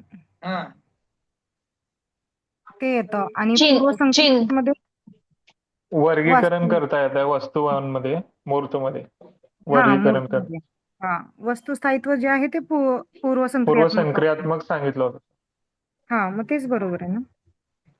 हाँ, वस्तु स्थायित्व का भाव पूर्व संक्रियात्मक, म्हणजे खिलौने की आयु इसे अवस्था में होती है। और बालक पड़ोसी बच्चों के साथ खेलता है, प्रतिक्रियात्मक खेल खेलता है, खिलौने की आयु इसे अवस्था में है, भाषा का विकास प्रारंभ हो जाता है, और निर्जीव वस्तु को सजीव चिंतन करने लगता है, अनुकरणशीलता, ये सभी पूर्व संक्रियात्मक अवस्था 2 से 4 वर्ष तक की आती है। और थर्ड स्टेप है मूर्त संक्रियात्मक अवस्था 7 से 11 वर्ष।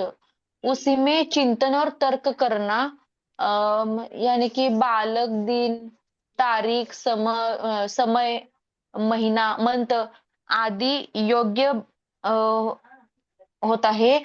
आकार, भार, क्रम समझने लगता है। मूर्त चिंतन का प्रारंभ इसी अवस्था में होता है। और अमूर्त यानी कि औपचारिक संक्रियात्मक अवस्था 11 से 18 वर्ष की होती है। किशोर किशोर किशोर किशोर मूर्त के साथ साथ अमूर्त चिंतन करने योग्य भी हो जाता है, म्हणजे यानी कि स्मरण करता है अमूर्त संक्रियात्मक, और कार्य के कारण समजता है। ओके, आता बघायचं का 2 मिनिटामध्ये मैं जिन पियाजेला समझा सकता हूँ। त्याच्या 4 अवस्था है, त्या उस 4 अवस्थाओं में सबसे पहला इंद्रिय जनित गामक, जिसे संवेदी प्रेरक अवस्था भी कहा जाता है, जो जन्म से लेके 2 वर्ष तक है। इसमें क्या होता है कि मानसिक क्रियाएं होती है। इंद्रिय जनित गामक में वो इंद्रियों द्वारा ही कार्य को संपन्न करने लगता है। जैसे कि बच्चा अगर कोई भूख लगती है तो वो रोकर बताता है, थोड़ी वहां पर चिंतन करता है, मनन करता है, वो नहीं करता है। तो बालक यहाँ पर इंद्रियों से ही सब कुछ करने लगता है। जिन वस्तुओं को वो प्रत्यक्ष में देखते हैं, उनके लिए उसी का उसका यहाँ पर अस्तित्व होता है, दूसरा कुछ नहीं होता है। इसी तरह वो अवस्था में अनुकरण करता है, स्मृति और मानसिक निरूपण से संबंधित रहता है। इस अवस्था में बालक बुद्धि उसके कार्यों द्वारा व्यक्त होता है। हाँ? और फिर आता है वो है आपका 2 से 7 का अवस्था, जो पूर्व संक्रियात्मक अवस्था है। यहाँ पर बच्चा अपने परिवेश की जो वस्तुएं होती हैं उनको पहचानता है और भेद करने लगता है। बघा, इथं काय महत्वाचं घ्यायचं आपण, तर पूर्व संक्रियात्मक मध्ये मुलगा तुलना करायला लागतो। काय करतो? तुलना, विभेद यानी तुलना, फरक, बरोबर। त्याला एकतर ओळखणे, म्हणजे एखाद्या घटकाला तो ओळखतो, संज्ञाने ओळखतो आणि त्याच्यावर वर्गीकरण सुद्धा करतो। ते कुठल्या घटकाचं काय आहे असं, बरोबर। इसी के दौरान उसमें भाषा का तो विकास और तेजी से हो जाता है। और भाषा के विकास के साथ साथ ये बच्चा गिनती करने लगता है, रंगों को पहचानता है, वस्तुओं को क्रम से रखता है, किसी चीज को हल्का भारी में वो तोलता है। हाँ, इसका ज्ञान हो जाता है इसमें। इस अवस्था में बालक नई सूचनाओं को संग्रह करता है, जो नया ज्ञान आता है उसको वो संग्रहित करता है। बच्चों में वस्तु स्थायित्व के गुणों का विकास हो जाता है। हाँ, वस्तु के स्थायित्व का जो है अंतर, इसी में उसको उसी गुण का यहाँ पर विकास होने लगता है। माता पिता की आज्ञा को मानना, पूछने पर नाम बताना, घर के छोटे छोटे कार्यों में मदद करना आदि सब कुछ वो पूर्व संक्रियात्मक अवस्था में सीखने लगता है। तथा इसी में ही 2 स्टेज आते हैं, जैसे कि पूर्व वैचारिक अवस्था, जिसमें 2 से 4 वर्ष की अवधि होती है। इस अवस्था में बच्चा वस्तुओं की, शब्द प्रतिमाओं को आदि के विषय में अपना मानसिक चिंतन को विकसित करता है। जिन पियाजे ने इस अवस्था में संकेत तथा चिन्हों को चिंतन को महत्वपूर्ण साधन माना है। इस अवस्था में बालक द्वारा किए जाने वाले कार्य लाक्षणिक मुख्यतः अनुकरण तथा खेल के माध्यम से वो सीखते हैं। फिर इसी में दूसरी अवस्था बताई जो अंतर्दर्शी अवस्था है, इसका अवधि 4 से 7 बताया। इस अवस्था में बालक का चिंतन एवं तर्कना पहले से अधिक परिपक्व हो जाता है, जिससे बच्चा क्या करता है, जोड़ना, घटाना, भाग करना, गुना करना आदि सभी चीजों को वो देखता है। तथा मानसिक क्रिया में जो छुपे जो नियम होते हैं, हिडन नियम, उसको समझ नहीं पाता है वो। हाँ, इसके अर्थ में हम ये कह सकते हैं कि तर्क में क्रमबद्धता का अभाव रहता है बच्चे के, क्योंकि वो 7 ही साल का है। तो इस वजह से वहां पर वो क्रमबद्धता में अभाव दिखने मिलेगा। मृत संक्रियात्मक अवस्था जो होती है 7 से लेके 11 वर्ष तक, ये पर्यावरण के साथ अनुकूलन करने के लिए अनेक नियमों को सीख लेता है बच्चा, और इसी अवस्था में बच्चे विश्वास करने लगते हैं तथा उनमें आने वाली लंबाई हो, चौड़ाई हो या फिर अंक आदि प्रत्ययों का वो चिंतन करने लगता है। भाषा एवं संप्रेषण योग्यता का विकास की अवस्था इसी में हो जाती है। साथ ही इस अवस्था में बालक वस्तुओं को पहचानना, उनका विभेदीकरण करना तथा वर्गीकरण करने की क्षमता को वो क्या करता है, विकसित करता है। और जब वो बच्चा 11 से ऊपर का हो जाता है, तब आती है वैचारिक अमृत संक्रियात्मक अवस्था। यह अवस्था बच्चे में 11 वर्ष से आगे तक चली रहती है। इस अवस्था में बालक अच्छी तरह से सोचना, किसी समस्या का समाधान करना, किसी चीज का निर्णय लेना, इन क्षमताओं का वो विकास करता है। इस अवस्था में मानसिक योग्यता का पूर्ण विकास हो जाता है। इस अवस्था में विभिन्न प्रकार की समस्याओं के समाधान के लिए अमृत नियमों को वो तैयार करता है। ये सब बातें 11 वर्ष से आगे हो जाती हैं। तो इसी प्रकार जीन पियाजे ने जो महत्वपूर्ण सिद्धांत बताया था, वो यहाँ पर खत्म हो जाता है। तो उसी के साथ जो आता है सेकंड वाला, तो वो है कोहलबर्ग। कौन है? कोहलबर्ग। कोहलबर्ग इस बात पर क्या कहता है, देखो, कोहलबर्ग का सबसे महत्वपूर्ण है उसके सिद्धांत का नाम। उसके सिद्धांत का नाम है नैतिक विकास। जिससे नैतिकता से जुड़े कुछ चीजें होती हैं, तो वो आती हैं जीन पियाजे तक नैतिकता के कारण। उन्होंने जो कथाएं बताई, और कथाएं बताकर उन्होंने 2 चीजें महत्वपूर्ण बताई, वो है नैतिक तर्कना और नैतिक दुविधा। नैतिक तर्क और नैतिक दुविधा, इनमें डालकर बच्चों को उन्होंने अलग अलग क्वेश्चन पूछे, और उसी हिसाब से उन्होंने उसका निर्माण किया। और महत्वपूर्ण 3 स्टेज, हर स्टेज में 2 उप स्टेज, बराबर। तो कोहलबर्ग ने जो नैतिकता के बारे में बताया, तो पूर्व परंपरागत या नैतिक स्तर जो होता है पूर्व वाला, तो वो 7 से 10 वर्ष का होता है, जिसमें बालक अपनी आवश्यकता के संबंध से सोचने लगता है। नैतिक दुविधा के संबंध में प्रश्न उनके लाभ या हानि पर आधारित होते हैं। नैतिक कार्य का संबंध सामाजिक एवं सांस्कृतिक रूप से क्या सही है, क्या गलत है, इससे संबंधित होते हैं। बच्चे अच्छे बुरे का फर्क करना, सही गलत की व्याख्या करना, मिलने वाले दंड का मालूमात देना, पुरस्कार करना तथा नियमों का समर्थन करना, व्यक्तियों की शारीरिक क्षमता या उसके परिणाम से मापी जाती है। ये पूर्व परंपरागत या पूर्व नैतिक स्तर में हमने देखा। पूर्व परंपरा या नैतिक स्तर में जो 7 से 10 वर्ष तक है, बालक अपनी अगली स्टेज, उसी में 2 उप स्टेज है, दंड तथा आज्ञा पालन अभिमुखता तथा आत्म अभिरुचि तथा प्रतिफल अभिमुखता। तो जब दंड तथा आज्ञा पालक में जो बच्चा कोई काम करता है, तो आज्ञा पालन का भाव उसका दंड पर आधारित रहता है। बच्चा नैतिकता का ज्ञान ग्रहण करता है। बच्चे स्वयं को परेशानियों से बचाना चाहते हैं। तो कोहलबर्ग का मानना है कि कई बालक यदि स्वीकृत व्यवहार अपनाते हैं, तो इसका कारण दंड से स्वयं को बचाना होता है। तो ये लाइन महत्वपूर्ण है। तो आत्म अभिरुचि तथा प्रतिकूल अभिमुखता जो सेकंड स्टेज आता है फर्स्ट स्टेज में का, तो वो इस अवस्था में बालकों को व्यवहार खुलकर सामने नहीं आते हैं। वे अपनी रुचि को प्रारंभिकता देता है। वह पुराने पुरस्कार पाने के लिए नियमों का अनुपालन करता है। यानी कोई लड़की पुरस्कार पाने के लिए अगर नियम का अनुपालन करती है, तो वो आत्म अभिरुचि तथा प्रतिफल अभिमुखता कर रही है। तो परंपरागत नैतिक स्तर है, ये दूसरा स्तर है जिसका अवधि 10 से 13 है। इसमें बच्चा क्या करता है, स्वयं को आंतरिक कर लेता है, गलती का निर्णय सही या गलत का निर्णय करता है, जिनमें वो दूसरों की मदद कर सके, इन बातों को दोहराता है। अधिकार संरक्षण अभिमुखता तथा अच्छा लड़का या अच्छी लड़की, ये 2 स्टेज इसी स्टेज के उप स्टेज में आते हैं। अधिकार संरक्षण अभिमुख में इस अवस्था में बच्चा नियम एवं व्यवस्था के प्रति जागरूक रहता है। नियम व्यवस्था के अनुपात के लिए प्रति वो जवाबदेह यानी जवाबदार असतो। तो रिस्पॉन्सिबिलिटी, तो अच्छा लड़का और अच्छी लड़की में एक दूसरे को समान सम्मान करने की भावना होती है तथा दूसरों से भी सम्मान पाने की जो इच्छा वो रखते हैं, और इसीलिए ये दूसरा स्टेज जो है खत्म हो गया।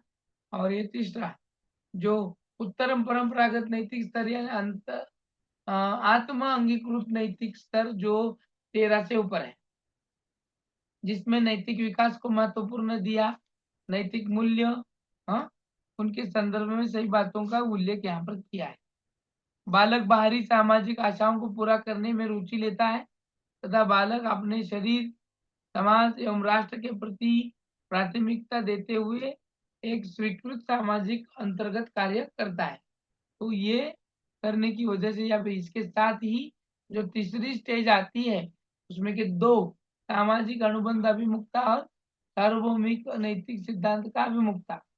सामाजिक अनुबंध अभिमुखता में इसी अवस्था में बच्चा वही करते हैं जो उन्हें सही लगता है तथा गलत लगता है, या फिर सोचते हैं कि स्थापित नियमों में सुधार की आवश्यकता क्यों है, या फिर क्यों है तो नहीं है, क्यों है, इन बातों का वो जिक्र करता है। तो सार्वभौमिक नैतिक सिद्धांत के अभिमुखता में इस अवस्था में बालक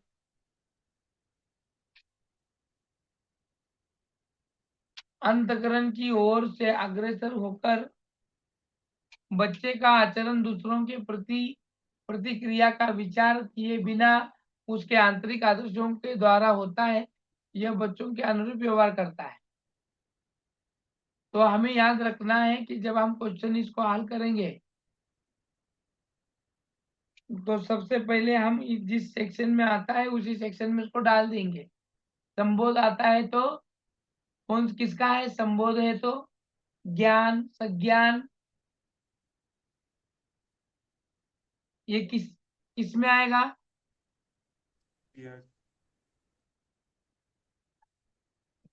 ये जीन पियाजे के कोल वर्ग में जीन पियाजे में आ जाएगा। कोल वर्ग में क्या आ जाएगा? नैतिक तर्क, नैतिक दुविधा, लिखेगा वो।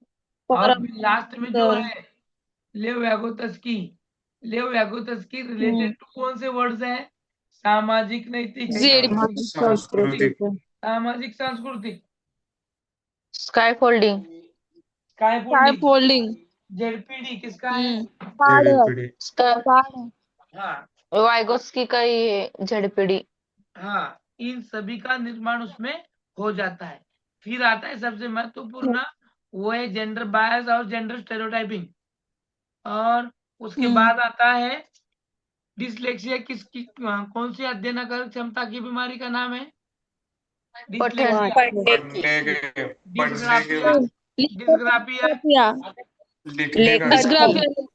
लेखन लिखने की और डिस्काल्कुलिया, गणितीय गणितीय गणितीय सर्वसमावेशी शिक्षा में कौन कौन आते हैं?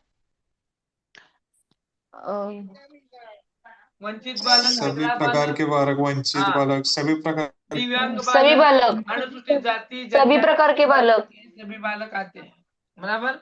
सभी प्रकार के बालक। भाषा अर्जन से सीखी जाती है, भाषा जन्मजात अभिवृद्धि नहीं है, वो हम कैसे सीखते हैं? अनुकरण से सीखते हैं, बराबर। सीखता है सर। भाषा अर्जन, हम व्याकरण से नहीं सीखते, व्याकरण का नियमों की जरूरत नहीं होती भाषा सीखते वक्त, बराबर। तो इन बातों को याद कर इन बातों को दोहरा कर आपको कल का पेपर बहुत ही बेहतरीन तरीके से देना है। आप सभी को कल के पेपर के लिए ढेर सारी शुभकामनाएं। आपको पेपर बहुत बेहतरीन जाए, आप विजुअलाइजेशन करें और आप एक पेपर शाम में सोते वक्त उसको एक सवाल करें और आने वाले कल के पेपर को आप अच्छी तरह से टैकल कर उसमें 90 मार्क प्राप्त करें। यही दुआ देकर, यही आशीर्वाद देकर मैं आज की इस सेक्शन को यहाँ पर खत्म करता हूँ। फिर भी हम कल मिलने वाले हैं 7 बजे। Hello sir. हाँ हॅलो सर, आजचं रेकॉर्डेड व्हिडिओ मिळाला तर बरं होईल. बर बर हा आजचं. हो सर, मला एक विचारायचं होतं सर. हॅलो. हॅलो. हो मिळून जाईल ओके. नक्की सर, न विसरता. 100%. हो. थँक्यू. सर मला एक डाऊट होतं सर. विचारू का? तुम्ही जसं मदरसाचं मारियाचं सांगितलं ना सर, मॉन्टेसरीचं, तसं मला एकदम थोड्या प्रमाणात मदरसाचं इन्फॉर्मेशन पाहिजे होतं सर. कुठल्या मदरसाच्या? तिथं फक्त प्राथमिक मदरसाचं सर. मदरसामध्ये मेन करून प्राथमिक शिक्षण दिलं जातं का कशाबद्दल दिलं जातं सर ते? हा प्राथमिक शिक्षण आहे, मक्तबा और मदरसा. फक्त प्राथमिक शिक्षण येतं ना? हो. हा तेच मला डाऊट होतं सर, कन्फ्युज होतं तर म्हणून पण ते विचारलं. कुठल्या इतिहासामध्ये आहे का? हा सर, SST मध्ये विचारतात सर एखादा प्रश्न ते. हो.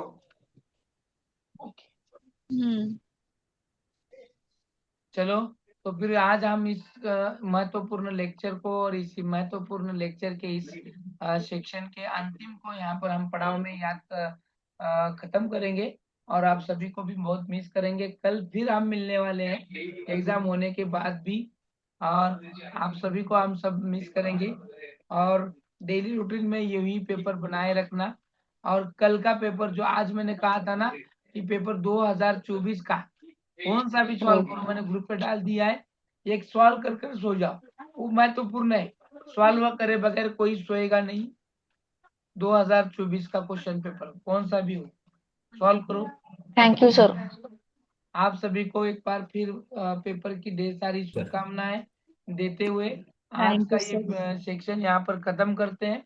आप सर सभी एक मिनिट शुभकामनाएं हैं। जरा. हॅलो. हॅलो. हाँ बोला. आज सर मॅरिड लोकांना मंगळसूत्र अलाउड आहे का तिथं? आहे तसलं काय नसतं, असतं. असतं ना. हा तेच. ते मंगळसूत्र काढून कुठे ठेवायचं? हा तेच तिथं काढायला लावतात ना सगळं सोनं सोनं म्हणून. काढायला लावतात, मंगळसूत्र कसं काढायचं? आपण नाही काढणार आहे ना. हाँ तेज. नहीं काट। Thank you sir. ओके, तो आप सभी को ढेर सारी शुभकामनाएं देते हुए इस लेक्चर को हम खत्म करेंगे। Good night and all of you, once again all the best. Thank you sir. Thank you sir. धन्यवाद. Thank you thank you so sir. Much.